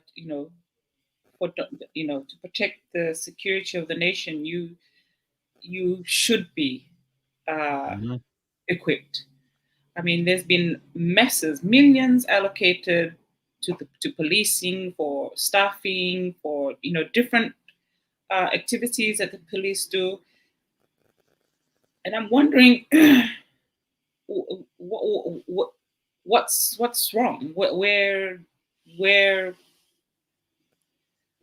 does the police need to be heading? Is this? I don't want to speak for the commissioner of police, but this is clearly something that he has to address very quickly, because it's concerning, especially when young people are involved. And is youth unemployment an issue? Is so many factors. All right. When it comes to police work, some in the community have expressed concerns that the military within the police, including the Compol, the Commissioner of Police, are not adequately trained for police work and have no real skills for policing. Any comments on that? I can only draw on Sashi on past incidents where we have the public and taxpayers have had viewed instances of aggression by the police, where suspects have lost their lives, have been bashed up. The brutality that I would be leaning towards that in terms of public confidence, whether they. I would just ask that a lot of self-reflection is done by the police, because in terms of public confidence, and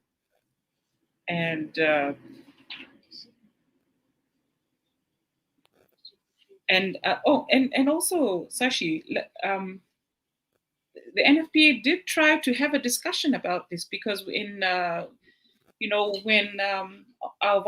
president, Honorable Pio Tikondondua, was allegedly assaulted, well, allegedly, but everyone saw the video, by the prime minister in the on the parliament premises. What Honorable Pio was trying to do was start a conversation about the drug situation in Fiji and just how carelessly it's being managed. And then it just all erupted into something totally unrelated to the intention of this very noble motion on drugs. And ever since then, it has continued to, I mean, they say the right words, oh, we know what we're doing. The defense minister, we know what we're doing. We know. Obviously, they don't know. This happened, the altercation between the FFP prime minister who assaulted our president happened a number of years ago. It is now 2022. They don't have a firm grip on the situation, in my humble opinion, Sashi. When one looks at that video from last weekend, that happened in broad daylight. How safe is it in parts of Suva? I can't give an informed opinion. I do hear anecdotes of robberies within houses, within in areas that were considered safe. So I hope that the police can tell us how safe are we.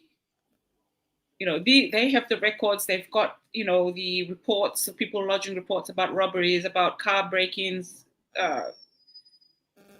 No one's telling us how safe we are because that's their mandate to keep us safe. Do you go out at nights and feel safe on the streets of Suva? I don't go out on the streets, so no. Okay. I'm a homebody. All right. That's nice to know. Let me now move my discussion with you to the National Federation Party. Your party leader announced the first batch of provisional candidates Friday before last. When is the next batch being announced? Sashi, what I can say is that it's coming soon. I don't want to be evasive, but I think within a matter of 2 or 3 weeks, something like that. All right. Now, you were announced as a provisional candidate, Seni. Congratulations on getting that ticket first. Thank you. What do you think are the key issues in the forthcoming elections? I would say that the key issues are, the pocket issues, the back pocket issues, the affordability of things, how mothers can feed their children, how fathers can get employment to feed to look after their families with dignity. Um, that would be, I think, one of the key issues. And then the second one is really it's the trust. How voters place trust against individuals and parties, and their record of trustability. Now, your party, the National Federation Party, amongst other opposition parties, have been referred to the Supervisor of Elections, and some have even been FICAC'd. How much of a pressure does certain provisions of the Electoral Act put on political parties? A lot, Sashi. It weighs heavy on our minds because we have to then figure out, whether to get legal representation, how much that costs, the anxiety of those involved. Because up till now, if you look at the FICAC process is that once you are, taken to court, it's very few actually make it out of the FICAC process, Mhm.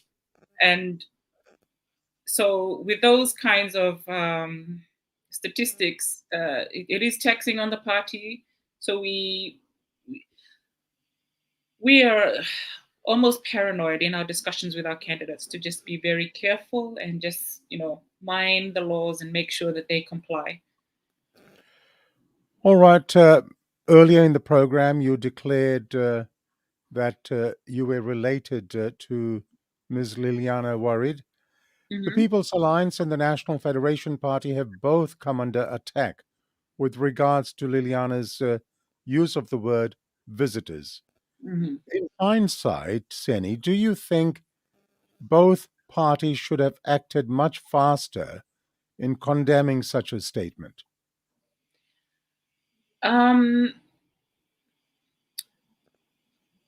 well, it maybe, but I think because most of the pressure seemed to be coming from one political player in particular, from the FFP side, and then who was even, uh, badgering us to say, certain words, and then he was reinforced by, comments from other.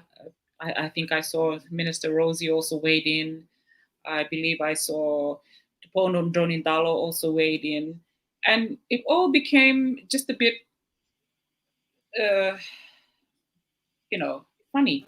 Um, but And so that's been our point of contention, because whenever the FFP General Secretary starts badgering on about stuff, for example, our manifestos, he's been going on and on and on about our manifesto for the longest time, and it seemed to be that same, uh, approach that he was using. But that doesn't absolve anybody of being responsible with their words. But if you're going to call out other people, make sure your own hands are clean. And from where NFP is standing, the FF General Secretary has no legs to stand on in that regard. And I'm not saying that just because of, I have already spoken to Mrs. Warid. We've had a discussion about this, but it almost seemed, manufactured, this whole thing, and it's continuing till this day. There are more important issues to be talking about, and there is no space to have a rational conversation. Everybody seems to be talking at each other. It is a very sensitive issue. We're not talking to each other, and the government has not provided the space for those kind of conversations. Given the use of the word, given the statement that Ms. Warid made, don't you think that it played right into the hands of, for example, Mr. Sayed Qayyum, who then went on a vicious attack? Then his ministers have also raised the negative feeling towards the Indo-Fijian side of the community. Don't you think that that's exactly how it's played out? And it's a vicious attack being launched, whereas they say Fiji's for all Fijians. Precisely. And if we go back to, my earlier articles where I had called out Minister Reddy and Minister Bala for their pronouncements, if you want to, mete out condemnation, then do so equally. So, and this goes back again to the point about destruction. When we're at this state where we can see that the economic situation is not bright, we are being drawn into debates like this that just tear us apart. That's not what Fiji needs right now. And the magician of creating discord and chaos is the FFP General Secretary, because he loves these word plays. Sometimes we just need to tell them, you worry about your own party. Worry about the low voter turnout. Worry about improving your 50.0% margin, because it's not looking very good for you guys. In your opinion, does the use of such words cause racial discord in the country? I think there's a lot of misunderstanding about the word, and whether or not this is the right time for the nation to be having those conversations when we've got the elections in front of us. I'm not saying it's less than or it's not important, but because some people are so very keen to jump on it and foment such a toxic environment. And let's not forget that there was a sitting MP who did use that word and vilified most atrociously by FFP. Yet they're now best friends. So this is, to me, very funny. All right. Do you think that the statement from the People's Alliance provisional candidate, Ms. Warid, has caused damage to your party, the NFP, in any way? I don't think that there's been any damage. There's been concerns. I think the party leaders have had a conversation, but our partnership is larger than things that can be resolved over a cup of tea, rather than being blown out of proportion by certain actors. All right, moving on. What are your thoughts on the NFP lineup so far?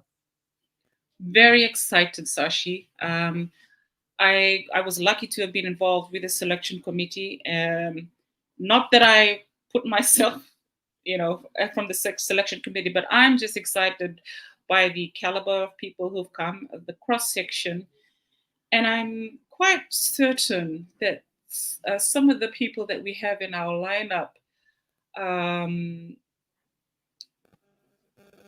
who have enlightened us on, some very curious ways of how the FFP conducted themselves in the 2014 and 2018 elections, that's bound to be causing some worry by the FFP.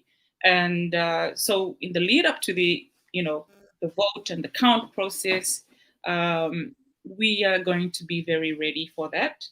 Um, but I'm just excited that these people, they're passionate, and we have a few who used to be aligned with the FFP, and that to me is the most telling. That people have enjoyed they have every right to change their minds about political parties that they want to align with, and that they've now actually actively come forward to say, I'm now standing here, is just very telling in terms of the current FFP and their support.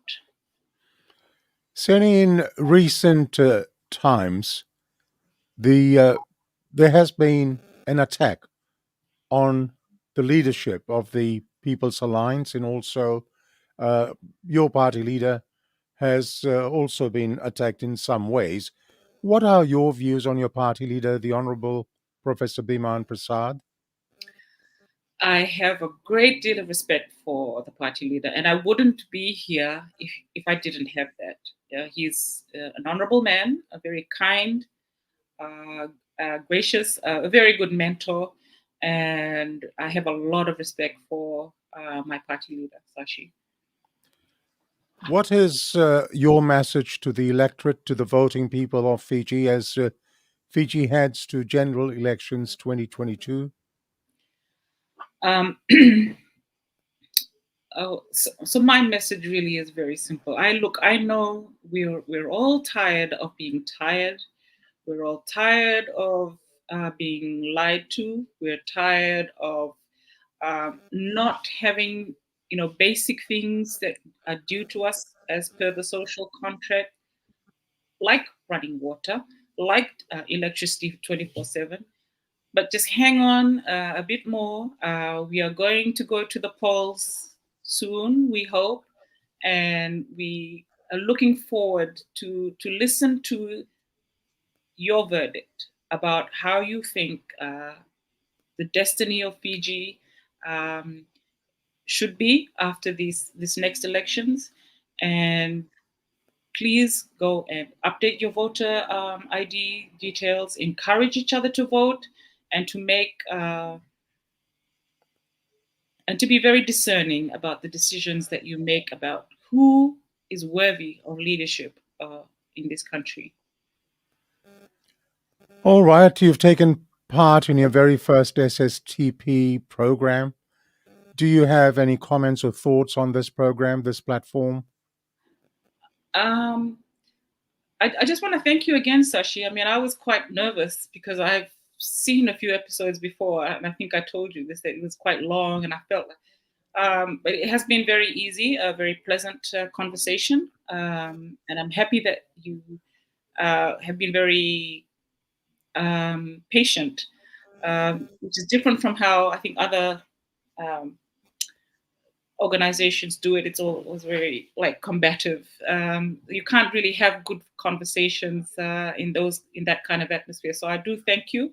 I'm looking forward to hearing who your next chief guest is going to be, and please continue your great work for these enlightening conversations, Sashi. Thank you. Ms. Leba Seni Nabou, a big Vinaka Vakalevu to you, Dhanivad, and thank you for being chief guest in today's episode 32 of Sashi Singh's Talking Point. It has been an absolute pleasure to have you as chief guest today. I thank you for discussing the various topics and for explaining the rules of the game as Fiji heads to the next elections.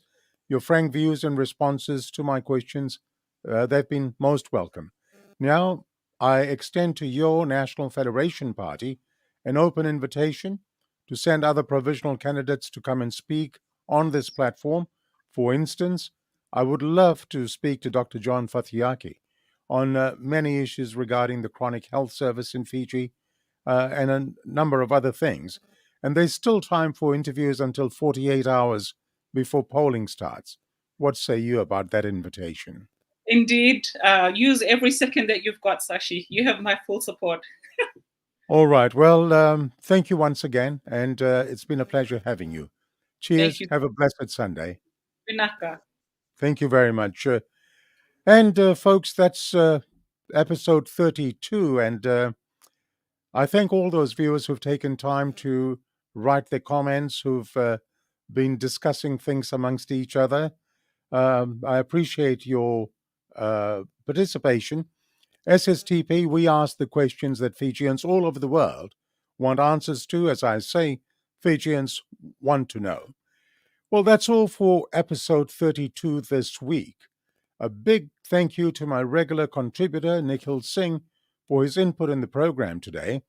To my SSTP team, as always, a very big thank you as well. I'd also like to thank our viewers for watching today's program.